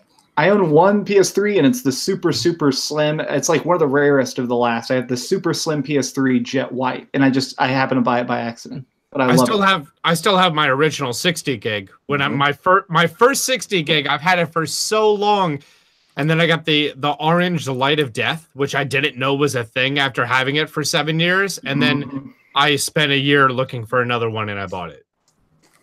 John and I fix those all the time. We did. Yep. We did. But I feel like the only thing, also, they're going to try to bring the internal price down. Definitely internal price. I imagine they might remove stuff from it that might make some of the peripherals less expensive. Like imagine buying, if you don't want IR-based Joy-Cons, if you could just get them without it. No. It's just a little bit cheaper. It's Nintendo. They're not going to remove that. The same way that you could buy a PlayStation 4 controller, still has the touch thing. Whoa! I just saw this on Twitter. Did you see this, Nate? That Telltale reached a deal to finish The Walking Dead. Yeah, I guess Variety has more details on the article where they're actually going to hire the original team who was making The Walking Dead to come into it to finish Clem's story, basically. Oh wow! So that seems to be good news, but it seems like the deal is still very early. The details have not been finalized.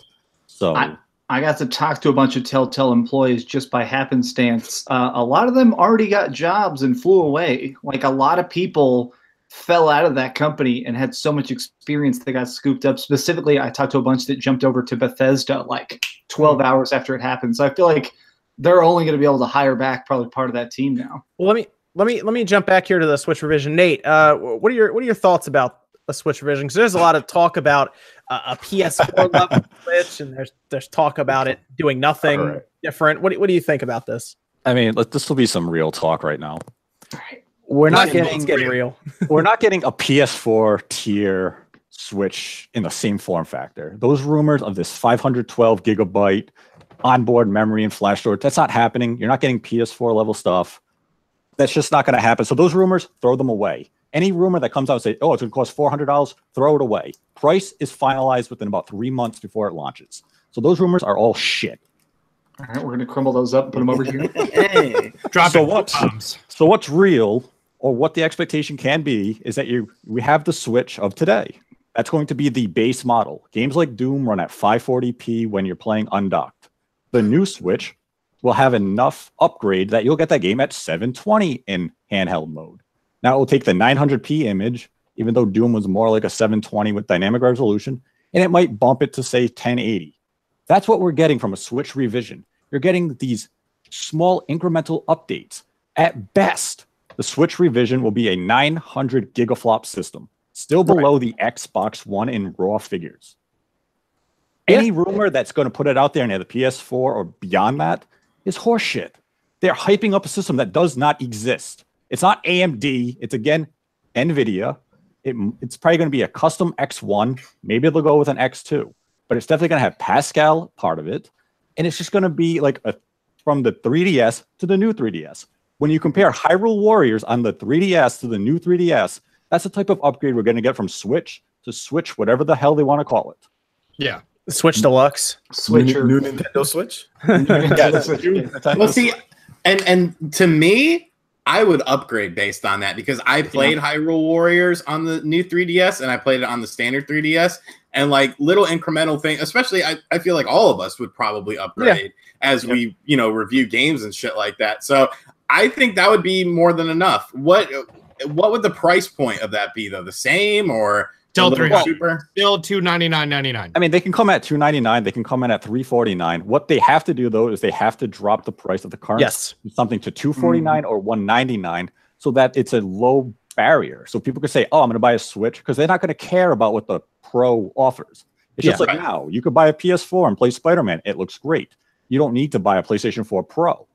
Right. Okay. Okay. I mean, I'm on board with that. I'm on board. And that's all we're really going to get. But unfortunately, the YouTube and the Twitter way is let's overhype something. And then at the last minute, we're going to say, it was just speculation. It was opinion. I was connecting dots that don't exist. Because Nintendo is very price conscious. Yeah, they are. It's hard for me to see them attack a $400 price point. Sony doesn't even like doing that right now. Like I think they even look at the PS4 Pro. I mean, they dropped the price of it. It's down to $350 in Japan, starting next week, actually. So even they know that, and it's like Microsoft went to $500, and the X is sold okay, but price is everything. I don't know how well the X is sold, to be honest. I'm not sure if I think the base Xbox is kind of blowing the X out of the water, to be honest. I hear varying reports, but yeah, it seems like just from a consumer level, it doesn't look like the X is exploding the way I think they hoped. Well, the X does more than just sell. It also helps sell the Slim because the Slim just looks way more cheaper now. Someone actually brought up an interesting point that I in the chat that I wanted to bring up. Somebody said with the Switch revision, could they just sell this revision like the tablet individually? That's an outstanding point, actually. Could they just sell the tablet? Because people don't have multiple SKUs. Yes, because Nintendo is a weird company. This is the same company that does not package an AC adapter with their new 3DS XL. Mm-hmm. Okay. So yeah, they could, because believe it or not, when you buy a Switch, the most expensive part of the Switch is the pair of Joy-Con controllers, basically. Which is weird. I mean, and the dock. Yeah, and the dock sells awfully high. But that's where, even for like the current Switch, let's say they release a Switch Slim, even though it really has to be the same height and generally the same length because it has to fit into the dock. Yeah. So, I mean, you remove the dock, but if you remove the dock from the package, all of a sudden the Switch could retail for about $230. Yeah. I mean, that's what they were doing in Japan, right? They were selling the Switch without anything else, really. Yeah, so I mean, was 200, right? So they could already kind of bring down the price of the current Switch easily, and then just introduce the Pro at $300 or $349 if they want to kind of get a little greedy. And at the same time, here's $249 for the current Switch, and we bundle in 1-2 Switch and Mario Kart 8, and it sounds like you're getting a deal. Or you just remove the dock, you bring it down to $200, still pack in a couple of games. You have the premium edition at $100, $150 higher, and they cover all their bases. Or they really do go for like a Slim where it has new internals, but it's less, cost to them. Mm-hmm. And it's just lower clocked. So you're not going to get the benefits of what the Pro is offering. Kind of like, Sony and Microsoft do the same thing. Yeah. I think we would see the Switch being sold without the Joy-Cons before being sold without the dock, because you can buy any combination of Joy-Con controllers, like the ones that were exclusive for Splatoon, you could just buy them. The ones that were exclusive for Mario Odyssey, actually, I think those ones are still exclusive. But like, if you go to Nintendo's website and you get to go to like the Joy-Con chooser, you get to pick whatever colors you want, and then they tell you exactly what to buy. I feel like they would sell it without the Joy-Cons, and you know, the GameStop employee would be responsible for saying, all right, you need to buy a controller. Because if you think about it, the Switch is a very modular system. I don't think we would see it being sold without a dock until there's options for a dock, especially after the fact that a lot of people have issues with third-party docks. Which, by the way, is that like fixed or anything? Because like I gotta do like a review video on like 2 things, but like rip. Like I don't want to review it if I'm gonna tell people this might break your system. Yeah, I would not. For the last thing I heard is almost all those had to be yanked off the market. Just buyer beware. Going to that review, you may fry a Switch. Interestingly enough, apparently the Insignia dock never bricked anyone's Switch. That's what I heard. The Best Buy Insignia dock. I might actually check that one out just to try to get to the bottom of that situation. But I mean, just like you, John, I bought the piece of plastic. Yeah, I ripped open my dock. I put it in there. It works fantastic. It's sometimes the ports are a little far back, but other than that, it's great. Yeah, it's a good little dock that way. But all right. So the biggest thing, and I know Nate, you pointed this out right away when it came up about games showing up on the new Switch that wouldn't work on the old Switch. Stop it! No, this is a rumor that's going around right now, and you guys know, you guys saw it on Twitter who brought it up, so you know you can.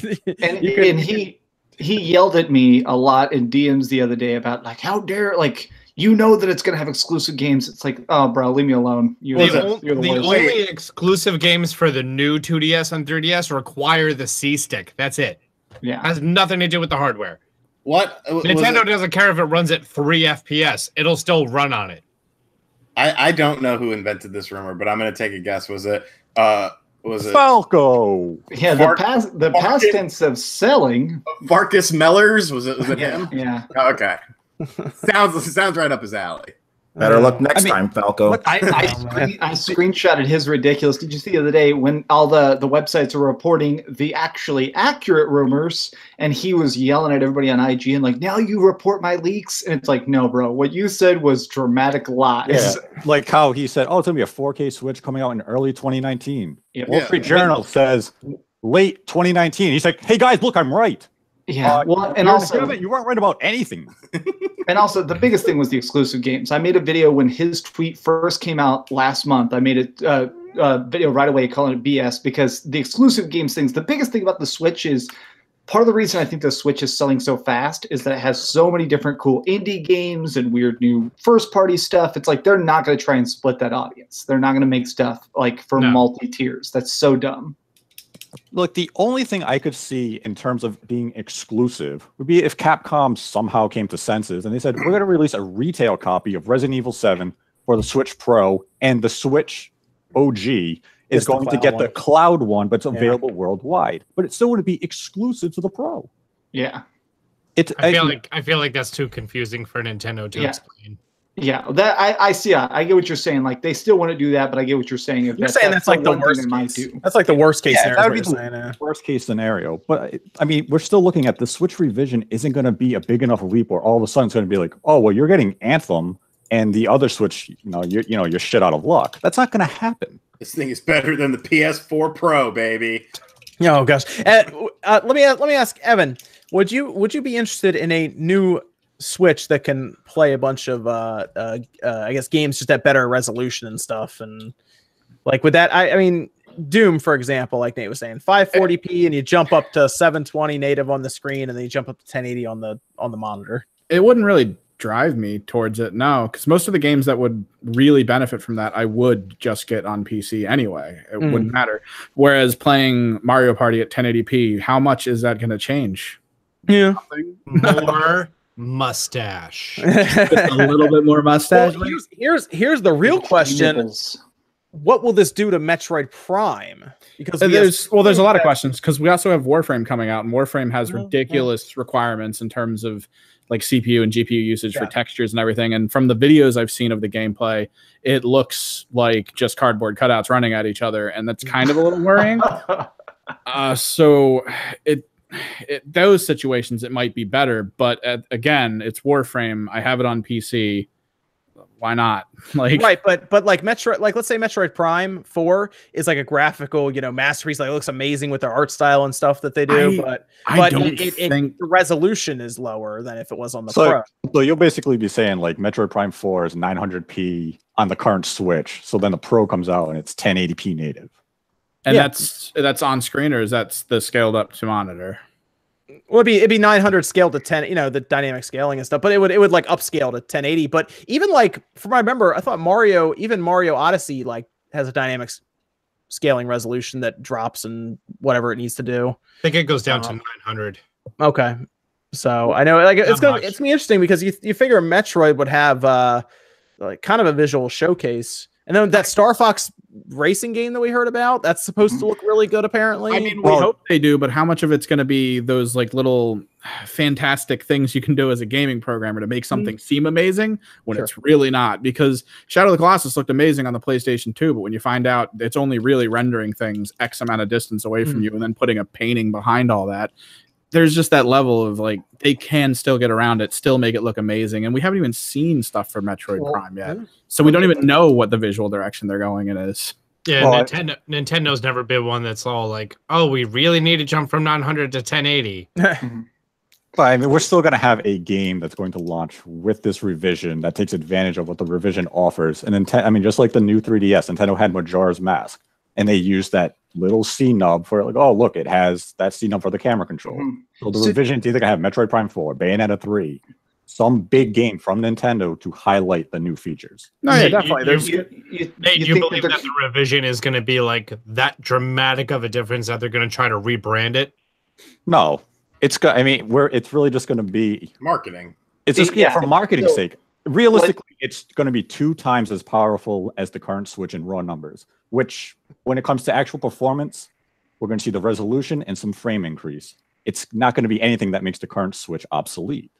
So it's going to basically be like with how Microsoft has changed all their marketing. So it says better on Xbox One X. They're going to do the same thing of like their games will just be like, yeah, you can play this on a Switch, but like if you want the best experience, you got to get the Switch Plus. I don't even think they'll go that far, because I mean they still want the current Switch to sell. Yeah, that's going to be their entry level, kind of like what they did with the 2DS. The 2DS, they sit there and say, "This is great. It's $120. This is perfect for kids. Come buy it." But if you want the 3D experience, you want that a little better, you get the new 3DS. 2DS is like $80. Yeah, every Black Friday they're like $50. But it's just, I mean, remember the revision of the Switch and the current Switch, they're going to be companions. They work together for the same market. The 2DS XL is a little bit more expensive, which is doing really well too. I just bought one for $150. No regrets. 2DS with Mario Kart 7, $80. Yeah, I'm saying the 2DS XL, double that. Yeah, 2DS XL is doing really well. Yeah. That'd be cool if they did something like if they actually like did customize the chip, as I think everyone's figured they're going to have to. Which, by the way, a system did come out that is using the X2 now, so that is technically a real consumer level chip at this point. That system that I didn't think would ever release, the Magic Leap, actually has it, so that does exist. What if they customized it and did some cool stuff to it? Like maybe they added HDR and Nintendo called it something, You see, when I read that the Wall Street report, and I heard them talking about the screens, I was actually thinking, like, will they do something like HDR? That'd be funny, and because they'd market it like something crazy, right? they would call it something like we'd all look at that and be like, "That's just HDR," and they'd be like, "No, it's I don't know, it's the new Nintendo Switch Hyper screen." It's the new crazy. Nintendo Ultra Contrast mode, Magic Mushroom mode. Oh man. It's a Nintendo Ultra Traction nut. Okay, I'm done. That's my one nut joke. So would they? Do you think that they would? Someone else pointed out in the chat, or at least brought it up, the idea of VR possibly being exclusive to a new Switch. No, nobody gives a shit about VR. They had it like so long ago. They're never going to do anything with it. Have you played Astrobot yet, Sean? No, because I haven't either. I'm supposed to play it because apparently it's the Mario 64 of VR. All I'll say about VR is Nintendo experimented with VR with the Switch prior to the NX actually being unveiled as Switch. So it is something they have actively looked into I don't think we'll see VR as an exclusive feature to the revision because the VR hype train is kind of at its all-time low, regardless of Astrobots coming out. Mhm. It's just, I mean, Sony will probably still focus on it going into the next gen. Yeah, but- that's gonna be built into their system probably. Well, Yeah. Sony has done something interesting, which is I try and keep a finger over in like the casual market to hear what they talk about. There's an interesting thing now where a lot of people assume that VR is a Sony thing now. I've heard a lot of separate groups now where just because that's the most accessible version of it, like people don't understand like Steam VR. They just see the PSVR headsets in the store now. So like, oh, VR came out. So I think the fact that they're really doubling down on it with the PS5, I think that gamble may go better than I earlier thought. Well, I've had one experience with VR, and it was Beat Saber. Oh, Beat Saber's great. It's My so roommate's addicted to it. Yeah, my so roommate good. My roommate has like all the the fan made songs on there. Since if you have it on Steam, you can install random songs. So he has like Wait a 800 songs on there. Does no one else here have a PlayStation VR? I do. don't. Oh, okay, good. I got mine by winning the Taco Bell competition. Really? Are you serious? And the best part of it, I didn't actually eat Taco Bell. I used the free code. I put it in one morning after leaving a girl I was seeing, and it's like, you won. I was awesome. The year before, I won the gold PlayStation 4. You were like, this man scored 3 times. Right. He's like, I'm done with You this got a taco. PlayStation, something else, and a VR, right? Dang. And I never had to eat Taco Bell. Oh my gosh. Well, I will let you guys know after Astrobot if my eyes have been opened. Real quick on this, like, in order to run VR, one of the most important things is you have to have a very high frame rate so that your eyes can see everything all the time. Mm-hmm. If you don't have that, you're gonna get nauseous. It's literally a fact. Mm-hmm. And if you don't have that small of a screen, that pixel density, it's not going to look clear and it's not going to be a good experience. This Switch has neither pixel density or frame rate. So if you were to get a Nintendo Switch, I'm going to grab the Wii U, for example, because it's a similar size screen, and throw it over your face, one, you just don't have the length. You don't have the 2 screens there for it to be able to emulate that. You don't have the pixel density, and it's going to be a bad time. Unless they take that screen and make it as crisp as like the new iPhone. Yeah, it'd have to be the only way they'd be able to do that. And guess what? They're not doing that for under $500. Well, let me ask you this about the Switch revision, okay?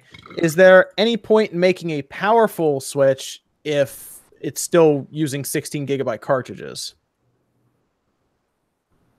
I think your question should be, do you think Nintendo is going to make a powerful Switch? Well, do you think there's any point? Because if you remember, if you go back to the interview with the developers that are porting over Arc, their point was that the hardest thing to work around is the cartridges right now. Well, I mean, 32 gig cartridges do exist. They're just expensive. The prices will be coming down next year, and 64 gigabyte cartridges should be available by next year. But the price again will be, if it costs $20 to put a game out on a 64 gig cart, they're obviously going to avoid that. Well, here's the other issue. Red Dead's over 100 gigabytes. Yeah, and that's why it's not on the Switch. And now we have the 2K developers saying that their biggest want for next generation is bigger storage medium than dual layer Blu-rays. They want more than 50 gigabyte discs, basically. I'm not buying any game where I have to install 100-something gigabytes. I don't care how good your game is. It is kind of crazy. Like, you got to figure that they're not taking any time to optimize that. Well, it's like, I mean, it's 4K assets and everything. Those are big. Yeah, and that's textures. And we haven't moved to the point where you can have the vector-based textures anyway yet. People they need to start investing in some type of technology to where it's not going to be. I mean, you can't continue to have it to where you have 100-something gigabytes a game and you're downloading, like you're at the title screen for however long. I mean, like, that's fine if you guys want to play stuff like that. But I don't. That's not respect of people's time at all. So I mean, like if they want to do that, that's fine. But I mean, no game that comes, in my opinion at least, no game that comes out in this generation is worth me sitting down there and waiting for 100 and 200 gigabytes to install. That screw that, man. There's a lot of games that I haven't played in the past that I can just pop in a PlayStation 2 or my PS3 and play Xenosaga or play something else that I haven't played. So I mean, that's ridiculous. That's a ridiculous like. I think we should see a point that like you get the base game, and then through free DLC you could get the high res. That's what they did with Fallout 4. Texture packs. A lot of games did it. A lot more than Fallout did. Fallout 4 on Steam. It's like you want the HD texture pack, download it for free, and then it takes however many gigabytes that it does, but like everyone gets that streamlined experience. Which from a marketing standpoint, that's what you want to do. I'm pretty sure Horizon did it too. Last year's Horizon came out with a 4K texture pack later on.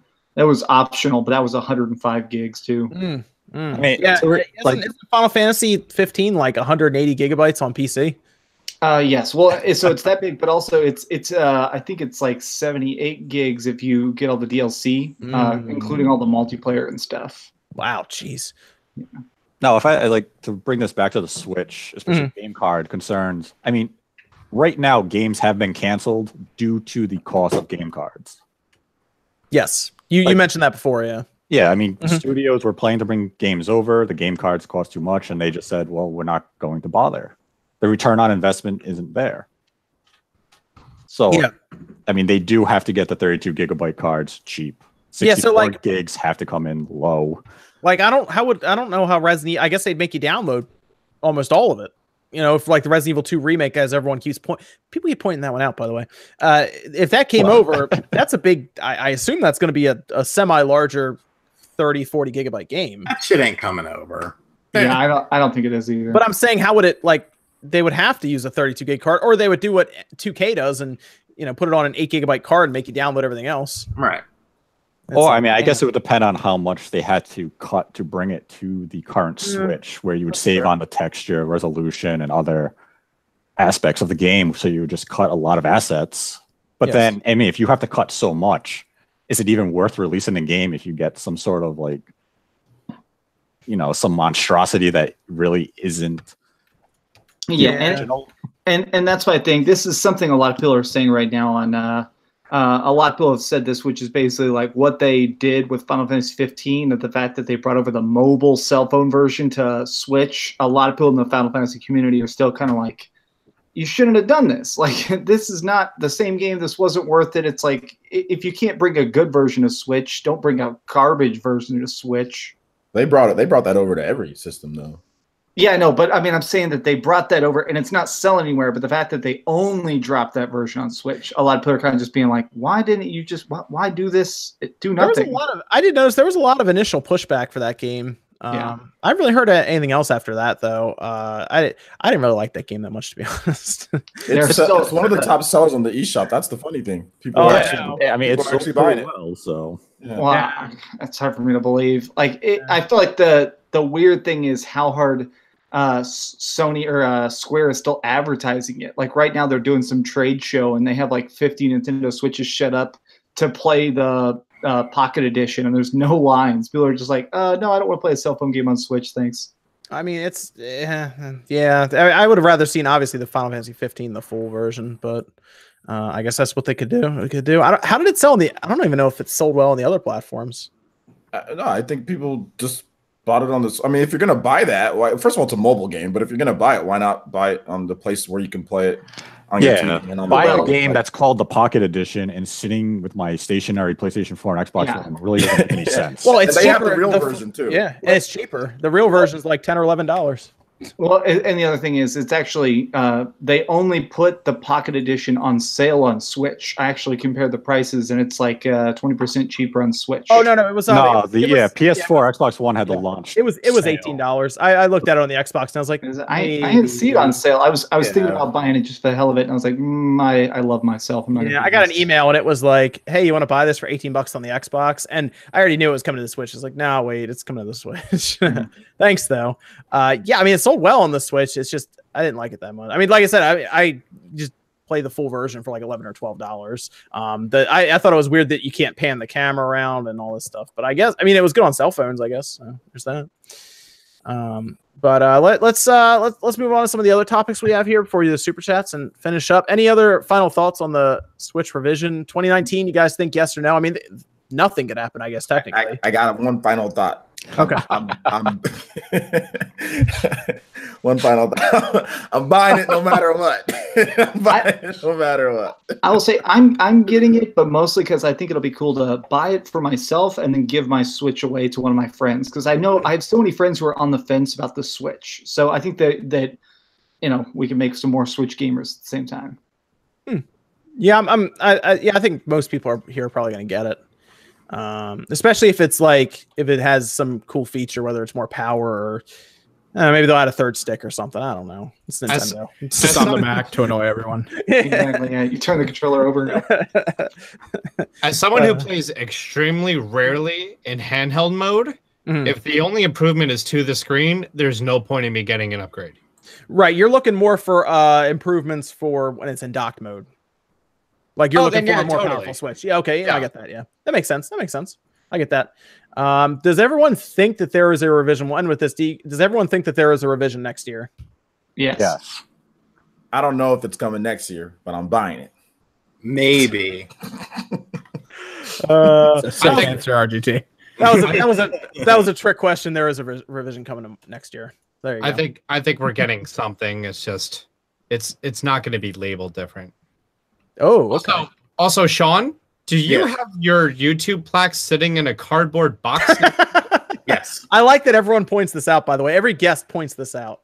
Yeah. Like it's I'm throwing it in a box underneath the staircase. I mean, I don't it's because of the dual hooks on the back. I haven't figured out where I want to put it up and stuff. So I just keep it there so that way I know where it is. You can't hang it off one of the back of the steps. Oh man. What does the back of the new one look like? It has the two hooks, like two spots. So they're picture hanging. So you just get a picture hanging nail and you measure it out. No, you can just get 2 S hooks hanging off the back of your stairs. It'll be perfectly put in the scene. I did thumbtacks on my wall because it's not too terribly heavy. I just got 2 sturdy tacks. I mean, the original one is like actual something box. There's a name where there's a thing in the middle. I don't know. It's a diorama, whatever. That thing is heavy. That's a heavy box. I forgot about that play button again. I gotta figure that out eventually. Did you not get yours yet? No. I'll send you over the email to the girl. Oh, I forgot about it, to be honest. To the girl. She'll get you. Their name is Sandra. If you want extra, they're $100. What? Oh, no, that's all right. I got a channel manager figuring it out. But I actually asked him like the other day. I just completely forgot about it. And Sean got his, and I was like, oh yeah. That's John, right. it's literally one email and you're done. Oh, okay, cool. All right. Let's jump over to the project stream. Do you guys see that Google is going to allow people to stream through their Chrome browser, starting with Assassin's Creed Odyssey? I signed up for their beta. I don't think I've got a word back for that yet.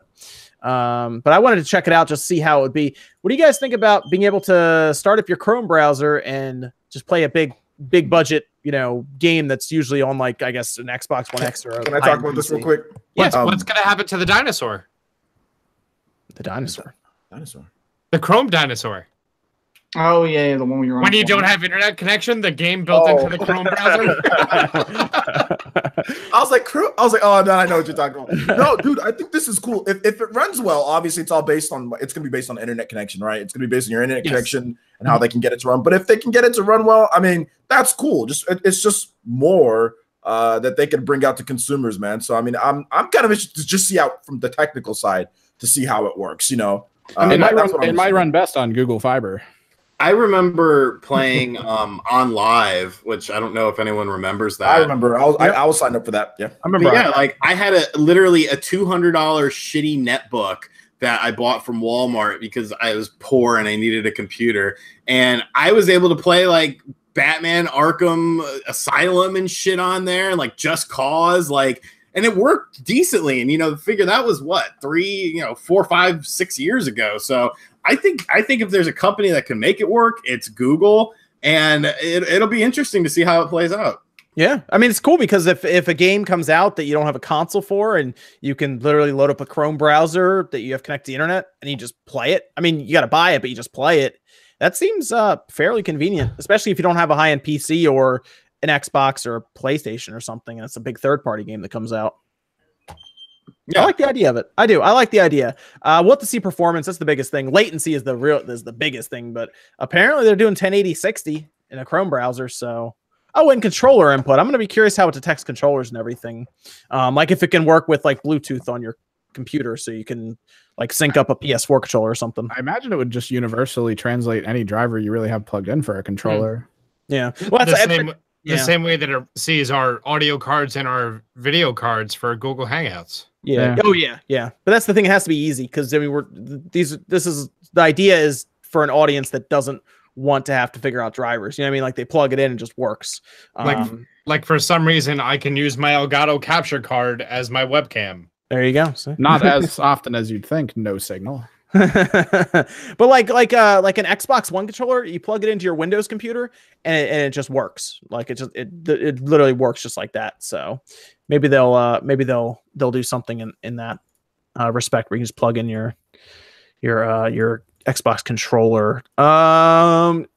Max, do you want to tell us really quickly about this Kingdom Hearts 3? Yes. That's your leak. You can go ahead and it is very much so. There's lots and lots of talk. It sounds like they want to do it very, very, very badly. The people I'm talking to about it are inside of Square and Disney is already talking about their side of the deal. And I feel like that's what confirms it in my mind is if they're already talking about Disney about bringing Kingdom Hearts 3 to Switch, then it's already happening. Like now, my source specifically said it's not greenlit. Don't say it's greenlit. So it's definitely not, but it sounds like from every bit of it, it sounds like it is very, very much on the tip of their tongue. The weirdest part to me, though, is that Square is talking about bringing Kingdom Hearts over 3 first. That is their main focus right now. It doesn't really make sense to me. I'm not sure what it'll look like, but that's the main focus right now. Okay. I saw the video that you made, Dreamcast guy, and like I talked about it a couple different times, and I was thinking like I don't even think like it's a rumor, right? You have to report it that way. Yeah, but they tried to get that Garbo Luminous engine running on the Switch with Final Fantasy 15, and they couldn't get that to work. This is Unreal Engine 4, so if they were heavily interested, I think that was the wording that was used. Yeah, and that's the exact way my source put it. So it's If they're interested in that, then why wouldn't they be heavily interested in bringing an Unreal Engine for a Kingdom Hearts franchise, which has always been on Nintendo platforms before, not the mainline games, but the Chain of Memories and the other stuff. I mean, I don't see why they wouldn't be heavily interested in bringing this one over when they can. When they get the game done already. You, especially you, OJ, you probably know more about this than I do. But does anybody know the Kingdom Hearts collections? Do those run on some version of Unreal? Because I feel it seems weird. They don't? Yeah, see, and that's my big worry is that maybe why they're trying to bring Kingdom Hearts 3 first is because it already has the Legos, and it's the other stuff they would have to completely redo. I don't know. I also think it's just like sales-wise for like you look at, I don't think they could ignore, they just got done releasing Octopath that sold over 1 million units in like a couple weeks, I don't think you can ignore that. And then they're looking at like, I mean, Kingdom Hearts is always going to sell good, but they're looking at stuff like Dragon Quest and comes over to the West, not so explosive sales so far, and they look at the Switch and they're thinking, man, a lot of people are buying RPGs on the Switch. So, I mean, I just think it makes business sense to at least try to see if they can get it on there, Well, and I think this is my own speculation. I want to make that clear. My own speculation is that the amount of crazy positive feedback they've had from showing just Final Fantasy ports coming to Switch, I do think that that's also kind of put that foot in their butt because they're literally having these meetings that I got to hear about were in America. These were American companies talking about this right now. So it seems like they realize, okay, can we sell this to Americans? Like we would like Kingdom Hearts 3 here. And if people are buying Final Fantasy, let's bring over this Final Fantasy-ish other game. Bro, I lost my shit. when they announced Final Fantasy VII for the Switch. Dude, me too. Yeah. like they were showing off all like the BS games, and it's just like all I want is like 7 and or 10. That's it. Just 7 or 10. I would love 12. Would love 12. I just how is nine's the last one he's mentioning here? What is going on around here? What was that? Nine is amazing. 12 is amazing. Wait, hold on, Austin. Have you played 9 yet? It's fine if you haven't, but if you haven't, you should play it. I went like 2 hours into it and just I couldn't do it. I don't know why. Oh man, really? I own it. Oh no. Original discs. I own it. You should also, the PS4 version's great because it has all the cheat codes in it. But really, I think 9 has aged the best. I think 9 and 10 have aged the best, even though 7's my favorite. No, that's spiky headed polygon. It's a great polygon, but I'm saying that the fact that 9 just his hand is just a block. Yeah, the looks like Legos. Minecraft. Have you seen when the people cosplay as the actual Final Fantasy? Yes. They look like giant Lego people. I love that. I think it makes a lot of sense, obviously, for Kingdom Hearts, but like they need to get the other one. That's the crazy thing. 3 is going to come out, and they're not going to have 1 or 2 on the Xbox. And they just announced like the big collection, and it's not anything for Xbox. And it's like they're doing all this. Like the PlayStation has had so many chances to play these games, and they're like, you gotta put some of these on the Xbox already. Like what? That's why I don't think it's coming over. Like the other game, like the 1 and 2 and the 2. Whoever names these things is a weirdo. But anyway, 2.5 Infinite Remix. Yeah, like that's why I don't think. I mean, if they're not putting it on the Xbox, which they could do. I mean, I don't know. Like maybe there's some legalities behind it or whatever. But like, if they're not putting it there, why are they going to put it on Switch? I mean, I don't. The weird thing is, I'm pretty sure Final Fantasy VII had more like legalities around it than Kingdom Hearts did. I mean, no, you're talking about Disney here. Oh yeah. Also, simple answer to the question on why you don't see JRPGs on the Xbox. John, how many Xboxes were sold in Japan last week? Yeah, we're coming up. Yeah, we're coming up on 100,000 units. Massive. Like it's happening, man. We're getting there. I mean, they do get some. A lot of times they don't get a lot of the. Sometimes 12? They don't get some of the small. I think 40 sold last week. Yeah, you're right. You're right about 12. But I mean, they did get stuff like Sword Art Online, Fatal Bullet. You know, they did get. They're not getting Hollow Realize. They're getting Digimon here in the West. They got Valkyria Chronicles 4. So I mean, they are getting some, but they're missing. Like they're not getting Dragon Quest. You know, they're not getting. There's like Dragon Quest Builders. 23, and one was returned. Yeah, I mean, the reason they put it on the Xbox is to just get more of the American audience. The Xbox is still fairly strong in the US. That's why they would do it. Honestly, I wouldn't be shocked if Microsoft had to go to Square and be like, "Hey, let's get Kingdom Hearts 3 on." I don't think Square was running to Microsoft. Oh yeah, they Microsoft ran to. I mean, Square ran to Microsoft. Yeah. So, because Microsoft at the time, Square was banking on Microsoft doing very well in the West. Yeah. Unfortunately, you know, they came out and said the stupidest stuff they can of you can't play used games. Oof, man. And then at that point, they already signed the deal, so Square was stuck committing Final Fantasy 15, Kingdom Hearts 3 to Xbox. Whereas, you know, if they knew what was going to happen, they probably would have said no.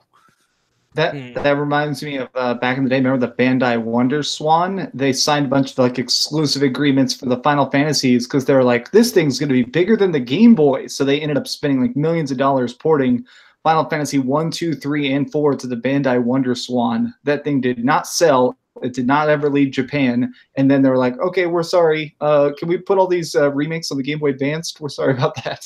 Let me ask you guys this real quick before we move on to the last time with Harry Potter. Do you think Kingdom Hearts 3 comes out before or after Dragon Quest? I get jokes.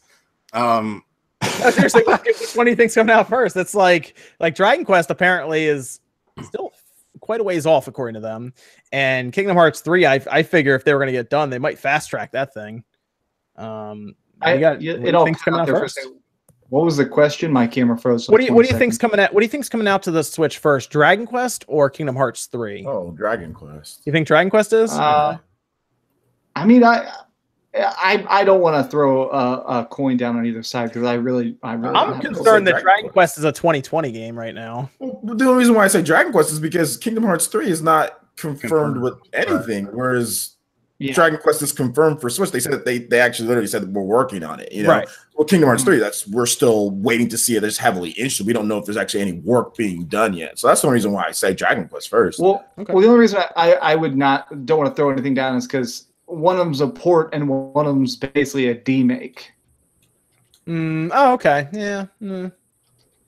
Hey, John, I got good news. Other than compilation streams, you are the third largest streamer right now on YouTube. See look what everyone's done here. Other than Fortnite Fall Skirmish Week 3 compilation Queen Kingpin $10 million. I should have just put Fortnite over and over again in the title. Yeah, should have. We should have, man. Except then I couldn't be here. We could have been something. Wait, why can't you be here? Because that's not allowed. I'm not allowed to say that word. What? Unless describing a period of 2 weeks. Have you seen that word is not allowed in my house? We call it fork knife. Have you seen that if you Google the correct spelling of Fortnite now, it auto corrects you to the game? People are like, "Yep, God's dead." Oh man, that's great. That's great. Oh God. Yes. Let's finish up with the Harry Potter leak before we do some super chats. One Discord question, and then we're good. Also, I forgot to mention earlier when we were talking about games that we've played. I just thought of it because I looked over at the Xbox. One of the best racing games of all time came out, Forza Horizon 4. I recommend everyone check that out on Game Pass for $10. Awesome game. Yeah. Did you download that yet, Sean? No, man. Oh, it's really good, man. It's so good. Oh, I need to. It's the racing game of the generation. I will say that. You said best racing game of all time. I thought you were going to talk about Diddy Kong. No, it's definitely the best racing game of the generation. I will give it that. It is an outstanding. Playground Games outdid themselves, so it's very good. Let's go with Harry Potter. Did everyone see the leak? I can't show the footage here even if I wanted to because WB is, well, they're after people. So I can't do that. They are ripping videos down left and right if you show it. I showed the Deathly Hollows. I was like, man, this game still looks kind of good. Yes. So once we all saw that start to happen, I think we were pretty sure it was right. And then confirmation started coming out, and yes, Avalanche is doing it. Not the Avalanche you're thinking of that's doing Just Cause, the Avalanche that did Cars 3. Yeah. Yeah. I'm sorry, I'm missing all of this. What's going on here? Oh, there was a big Harry Potter leak for a new big budget looking game that actually doesn't look terrible. Oh. Yes. If you're a Harry Potter fan, go look for the leak and check it out. From what we've seen, like from a technical side, it looks very good. We don't know anything else, but it has potential. Yes. My girlfriend is obsessed with Harry Potter, actually has like Harry Potter robes. She went to Harry Potter World. I showed her that leak and she was like, this is the game fans wanted. So I'm pretty interested. Let me throw it over to Nate just in case he wanted to comment on this at all before we moved on to Discord questions and stuff and any final opinions on the Harry Potter leak. Is there anything you need to say about the leak, Nate? I mean, it's an Unreal Engine 4 game. Okay, it is Unreal Engine 4. All right. I didn't know if that was out there already. So there you go. It's been in development for a couple of years. If people actually looked at the Avalanche software job postings, they've been really hiring a lot of people to get this project going. It's a huge investment for WB. And I mean, it's still a ways off. It's not coming out this year, next year, or anything like that. All I'll say is you just saw a glimpse at the next gen. PS5. Cool. There you go. It's PS5. It's targeting PS5 next generation systems. What we basically saw is just an internal marketing demonstration to show basically a proof of concept. Wow, there is no footage on this whatsoever. It's out there. It's on Reddit, I think, too, right now. Yeah, I have it saved. I can send it to you when I get back home. And yeah, you can tell it's a proof of concept type thing of how much they show like random particle effects, like characters just walking up and blowing stuff up and then reconstructing it. It's definitely one of those. Look at the engine. We finished the engine. Yeah, I didn't know if you wanted to tell people that, Nate, about the PS5 thing, but we were kind of laughing about it. We were like, people saw a PS5 game essentially and didn't realize it. Yeah, I mean, right now it actually might be within the launch window of the PS5. So you're looking, in those first couple of months. That could change. Obviously, I mean, especially when it comes to next gen, plans change. Yeah, I think it's possible. It could even be I think we're talking about it could have been a cross gen game even. It might be cross generation. It's definitely targeting next gen platforms. Yeah. It'll just come down to whether or not WB wants to ignore the PlayStation 4 and the Xbox One user base right now. Yeah, I found it on Vimeo. There you go. Vimeo in the clutch. So yeah, it's pretty interesting to see that because, like you said, it's a glimpse into next gen.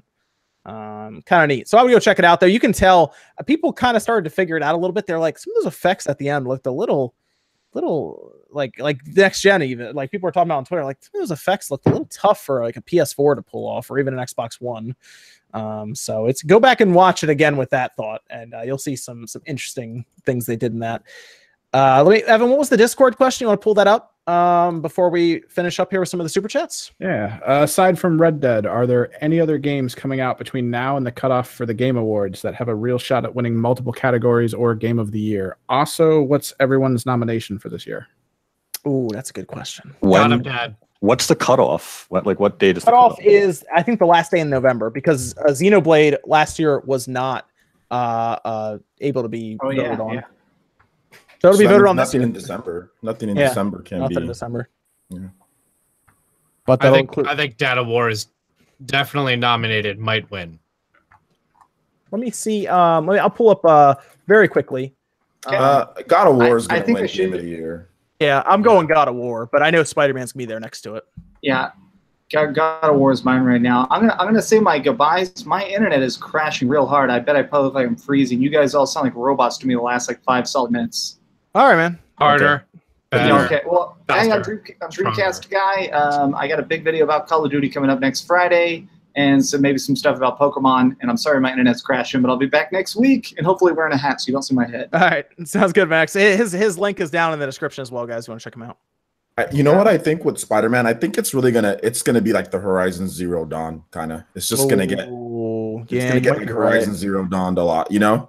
Yeah, you might be right, man. That would be kind of a shame too. Because that's what happened to Horizon Zero Dawn with Zelda. So Zelda would be God of War this year. You know, Zelda just won everything, and then Horizon Zero Dawn was just like, oh well, it's great, but Zelda was out. So this year it's like, okay, Spider-Man's great, but God of War. I'm looking down the list here for October. I don't see anything that stands out. Soul Calibur's good, but fighting games never. They never get Game of the Year. That's never. I mean, we're on Monday. We're gonna find out a lot more, but we might have Fallout 76 as a multiplayer. Yes, that's very possible. Yeah, I always forget about Fallout 76. How do you forget about Fallout 76? You know why? Oh, wait, I see why. It's a Fallout game. That's why. Oh, I don't care as much. I'm not as big of a Fallout fan. I recognize that people like them a lot. I've just never been a big Fallout person. I'm gonna check this one out though. Yeah. You don't like bugs and glitches and constant like issues with your game. Oh no, I like Skyrim. I like Skyrim. Okay. John, let's squad up. Let's squad up. We'll play because Max is gonna be playing too. I'm sure Sean probably will. So I literally bought an Xbox One so I could play the beta a week early. It'll be interesting to see how it does without the modding community's support, really. Well, not yet. November, man. I'm looking through November just to see what's going on there too. And when does Red Dead come out? Red Dead's the end of October, and that's gonna be there in the Oh yeah, absolutely. But I think God of War. I don't think Red Dead's gonna be enough different. No, God of War to supplant God of War. Yeah. God of War. This is where God of War runs into a problem: is that it came out so early in the year. You usually kind of forget about that end of the year hype train, and that hype of Red Dead or even Spider-Man might kind of overshadow it a little bit because those are on your mind. I agree, but Zelda, same thing. You know, Zelda came out March, and God of War came out right around a little bit later, April. Right? God of War was April. Same day as Labo, man. And I don't think anybody's forgetting God of War. To be honest, like I see what you're saying, but God of War was so big with the press. I'm not sure if anybody's going to forget it. I don't think so. I usually agree with the whole they forget. I mean, I think if it was closer in terms of like really, if there was a game that's going to be the caliber of God of War in terms of what they did differently within the game, then maybe I'll agree with you. Like, oh, maybe people forget it a bit because there's multiple games that make that big leap. But I don't see it. We see Call of Duty. We see Battlefield, and we see Red Dead, which looks amazing. Don't get me wrong. Red Dead looks, I think it's going to do great, you know, but it still looks like just like, hey, Red Dead Redemption 2 on steroids, you know? Yeah. Whereas God of War was a completely different type of thing. Didn't they put out a God of War like review image of like all 9.5s and 10s? And then they put out a Spider-Man and it was all like 4 out of 5, 8.5, some 9s. God of War is going to run over Spider-Man in votes. Yeah. So Spider-Man is going to be the Mario Odyssey to Breath of the Wild. Yes. God of War. Yeah. Yep. Spider-Man might win. I don't know. They'll probably have some dumb category like best superhero game or something. Best game involving web slinging. Yeah, I guess. Yeah, it's not that like Spider-Man's bad or anything. It just came out in a year when there's like some type of transformational game, where the industry sees this game as it's been reborn in, whatever. So it's God of War is gonna win most of the awards. I'm going God of War is my game of the year anyway, so I'm all right with that. I love that game. Best Disney Marvel game. Street Fighter 30th Anniversary Collection is my choice for the game of the year. Game of the year. Fuck you! You get 12 damn games on it. Like shit. Nice. You're actually living up to that game. Retro gaming team. Let's go, baby. Sean, did you played God of War, didn't you? Oh yeah. Wait, how much of it did you play though? I didn't finish it. Oh no! I forgot about it. I played it for quite a while. Did you even played Spider-Man though, right? Did you finish the game? Okay. Did you beat it? What, God of War or Spider-Man? God of War. No. I'm probably the only person on this panel who really did not enjoy God of War. Wow. No, I didn't. No, I think God of War is a good game, but did I like God of War like a lot? No. I thought it was okay, but I didn't. I recognize where it excelled and it did some amazing things. Yeah. But as I just kept playing it, I was just like, I don't care if I ever finish this game. I eventually did. And I was like, I'm never going back to it. It impressed me visually. Some of the combat elements did, but I didn't really feel it as much as everybody was making it out to be.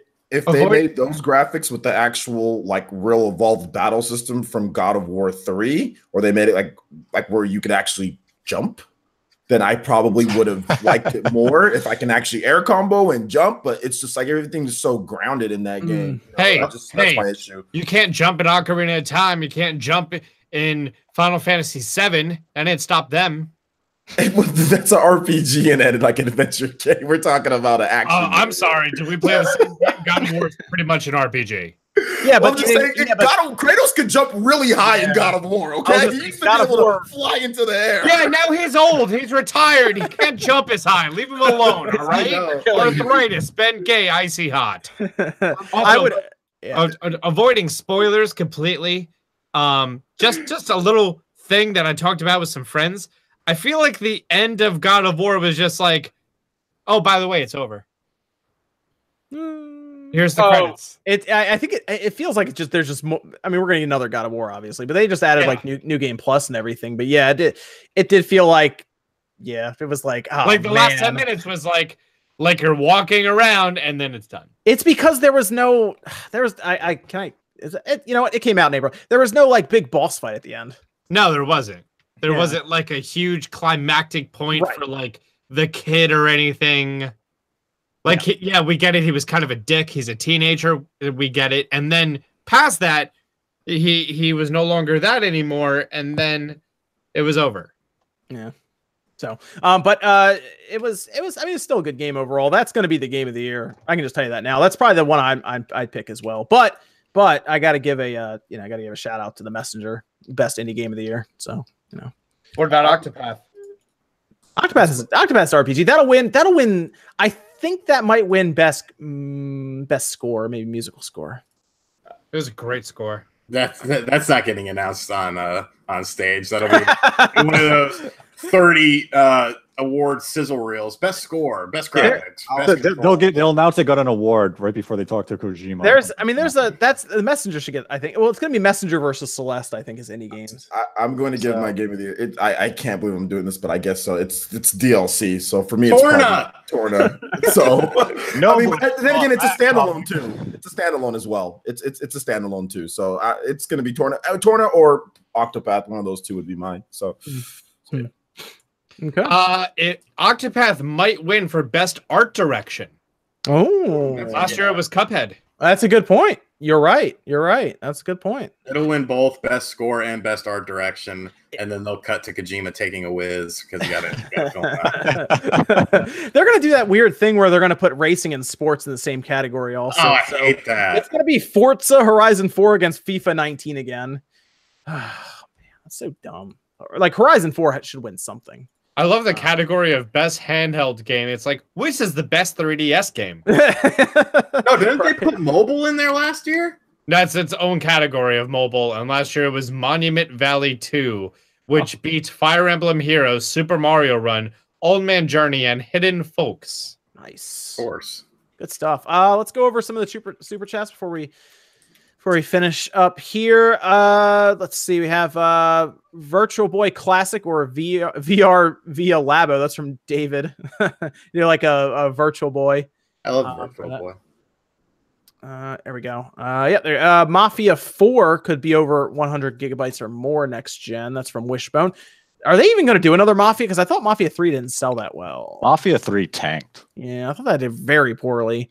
I actually got that Black Friday for $10. It's a good deal, man. Dude, I'm going shopping this Black Friday. I'm gonna fill out a backlog. Hell yeah, man. I'm gonna be.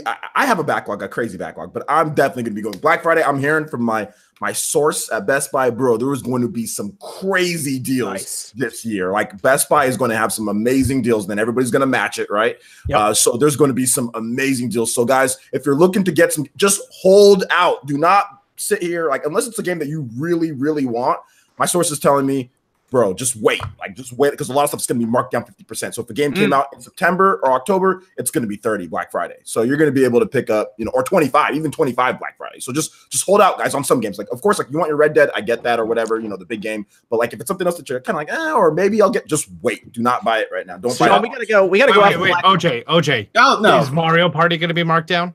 No, unfortunately. I think Target's going to have a buy two, get one the week of Red Dead Redemption. Oh, I don't do Black Friday shit. I'll do it online. Let's go do Black Friday. We'll do an IRL stream of you walking around in Walmart trying to find deals. I can't handle people on Black Friday, man. I can't do it. All these deals are going to be online, guys. So this is going to be stuff that you're going to be able to get online. God is good. Oh, just like last year. Last year they had so many good deals online last year. They had Rayman Legends that they dropped that down to $20. They had all sorts of stuff. There was all sorts of Switch deals. There was Dragon Ball Xenoverse. Was $20 at Best Buy. That was still going for 60 last year. So the Pokken tournament was $30, and that was still 60. So there's going to be a lot of great deals, guys. So just hold off on some of the secondary games. Pierce says, just had friends over, played Super Mario Party, flawed but great multiplayer game nonetheless. Me and my friends had a blast, so I encourage it. Yeah, I mean, if you have people around you, that's what you're saying, that you can play with, yeah, you're gonna have fun with it. So absolutely. Cool. That's all the super chats. That's all the Discord questions. We're good.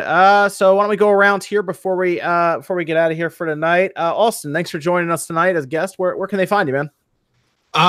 Currently doing some stuff on Facebook Gaming for streaming over there. Right now we're covering a lot of Switch stuff here on the YouTube channel, and we're going to be covering Pokemon Let's Go Pikachu and Eevee, as well as Smash Ultimate. We got a big giveaway going on right now for Switch and some games, so be sure to check out the YouTube page, Austin John Plays. That's me and my face. Thank you for having me. You're going to want to follow him when Let's Go comes out, because you'll do the tips and tricks around that, right? Yeah, it's going to be how to get everything that you want. Yes. And then I'm going to teach John how to play. Maybe he can help me learn to play, because I've been left out of loop of Pokemon for a while, and this will be the first one in a while that I'll be playing. I'm going to be heading southwest to your house. Yes. That'll be fun. I'll have a good time with that to try it out and see how that works. Oh wait, I did miss oh no, that's why, because when the super chat thing refreshed, I have there were actually two other super chats that I missed here. I see them. Cortland was telling us that Skybound Games announced they're finishing the Walking Dead series just around the time we found that out. That's gonna be interesting to see how that all plays out. Chad Sarant said super new Nintendo Switch and Knuckles featuring Dante. Okay. Super new Nintendo Switch. Not bad. Again, Chad Sarant says 3DS, Super Nintendo Virtual Console only worked on the new 3DS and everyone hated it. No way they would repeat that mistake with the Switch. I forgot about that. Which game? The Super Nintendo Virtual Console only worked on the new 3DS, right? Yeah, I feel like that was sort of incentive more so than necessity, even though they said it was necessity. I mean, I just want to see Super Nintendo games hit that NES Flicks, man, or the SNES NES Flicks. Their Netflix thing. I just want to see that. They're gonna announce that a week before the 1 year start going up, right? That's when they're gonna do it. What about Nate? Where can they find you, man? They can find me at DirectFeed Games on Twitter. From there, you can find a link to my YouTube channel where I'm always bringing direct feed footage of Switch, PS4, Xbox One games, also doing handheld direct feed footage of Switch games and doing comparisons so you can see the difference between the games in handheld and docked mode. And you'll see a lot in the coming months because there are a lot of Switch games coming out in October, November, and of course Smash in December. Yes, absolutely. It's gonna be fun. And then what about Sean? You can find me on RGT85. We did a bunch of videos lately, talked about Super Mario Party, gave you sort of my thoughts on it. I reviewed a D-pad accessory that didn't work very well. If you're interested in that arcade 1-up cabinet, I also reviewed that on the channel. I kind of like the way that video came out too. You could get all the details about it, see how it plays, see how it sounds, see how it looks. So make sure you check that out. I have no idea what's coming up this week, but I will have something, I'm sure. Cool. All right, that'll be fun. That'll be fun. What about OJ? Can find you, man? Yeah, you can find me right here on YouTube. I'm gonna be doing The World Ends With You final remix. There's gonna be a review. I'm gonna work on a review. I'm gonna be streaming. A lot of people are unsure about that game because it's so old and they don't know about it. So yeah, I'll be playing that game quite a bit. There's a Starlink that's coming up. We also have a Monster. Yeah, we also have a Monster Hunter giveaway as well. So I'll link that. So if you guys want to check out that, there's only 6 days left, so you guys can enter in. I put that in the chat. And if you're into RPGs, you're into like Japanese type style of games, into action games, I do all that on the channel. Really big into Smash. I'm a competitive player in Smash Brothers. So you're definitely gonna want to check out the channel for all the Smash stuff. We'll be having tons of giveaways. I think we're gonna give away around 10 copies of the game. Oh, nice. So yeah, we're gonna be having a ton of giveaways and sponsor nights. Oh, and we also have Buck Bumble Day coming up here. So shout outs to Buck Bumble. That's coming up on the channel as well. So I know you guys are all excited for that. You guys definitely have to subscribe for Buck Bumble Day. So look out for that too. The N64 game? Yeah, there's this running joke. I had a guy. I don't want to take it too long, but essentially a guy sponsored a whole live stream of Buck Bumble. Pay for me to get the equipment to stream and to have it the whole night. So yeah, we're having a Buck Bumble night. Fucking awesome. Wait, my Sean, my streams are silly. You Sean. haven't seen OJ dance to like Buck Bumble and everything yet? No, it's on YouTube, man. All right, I'll check that out tonight. No, don't do that. It's on YouTube, man. We'll only ever think better of you, OJ. Seriously, Buck Bumble's not bad. And then Evan, what about Evan? I know you're on Twitter, man. Yeah, I just posted the link to my Twitter. It should also be below. It's where I talk about what I'm doing. Right now I'm doing Inktober stuff. I did a quick one tonight, but I've been keeping up with it, which is awesome. You're posting a new illustration every day for every day. Right? Yep. I also cool. announce when I'm going to certain conventions, anything really going on with videos and stuff that I'm putting out on Spawn Wave, or I might start putting out on my own channel. I'm not really sure what's going on there, but okay. We'll see what happens. And you're streaming your illustrations and stuff as you do them, right? So far I've streamed them all. Wow, awesome. cool. I also stream games and whatnot. So yeah, you can check it out if you want. All right, sounds good. I guess that's going to do it for tonight, guys. Episode 79. So getting there, getting close to that episode 100. We'll have to figure out what we're going to do for that. But thanks thanks to everyone who joined us tonight, and we'll see you guys back here next weekend, same time, 9 p.m. Eastern time. See you guys then. Wait, John, what's up? Spawn raid? Oh, we can do a spawn raid if you want. Do you have someone in mind? I think you linked it. I got a friend Jubilee in the chat. She's doing Shiny Hunter right now. She's a friend of mine. Jubilee from X-Men, cool. Where's the the link? You can drop it in. You can drop it in the chat, and people can go say hi. Hashtag spawn raid. Yeah, just go say hey. We're from the SpawnCast, saying hi. So go say hi to them. Give them a thumbs up and everything, and that will do it tonight. And we'll see you guys next weekend.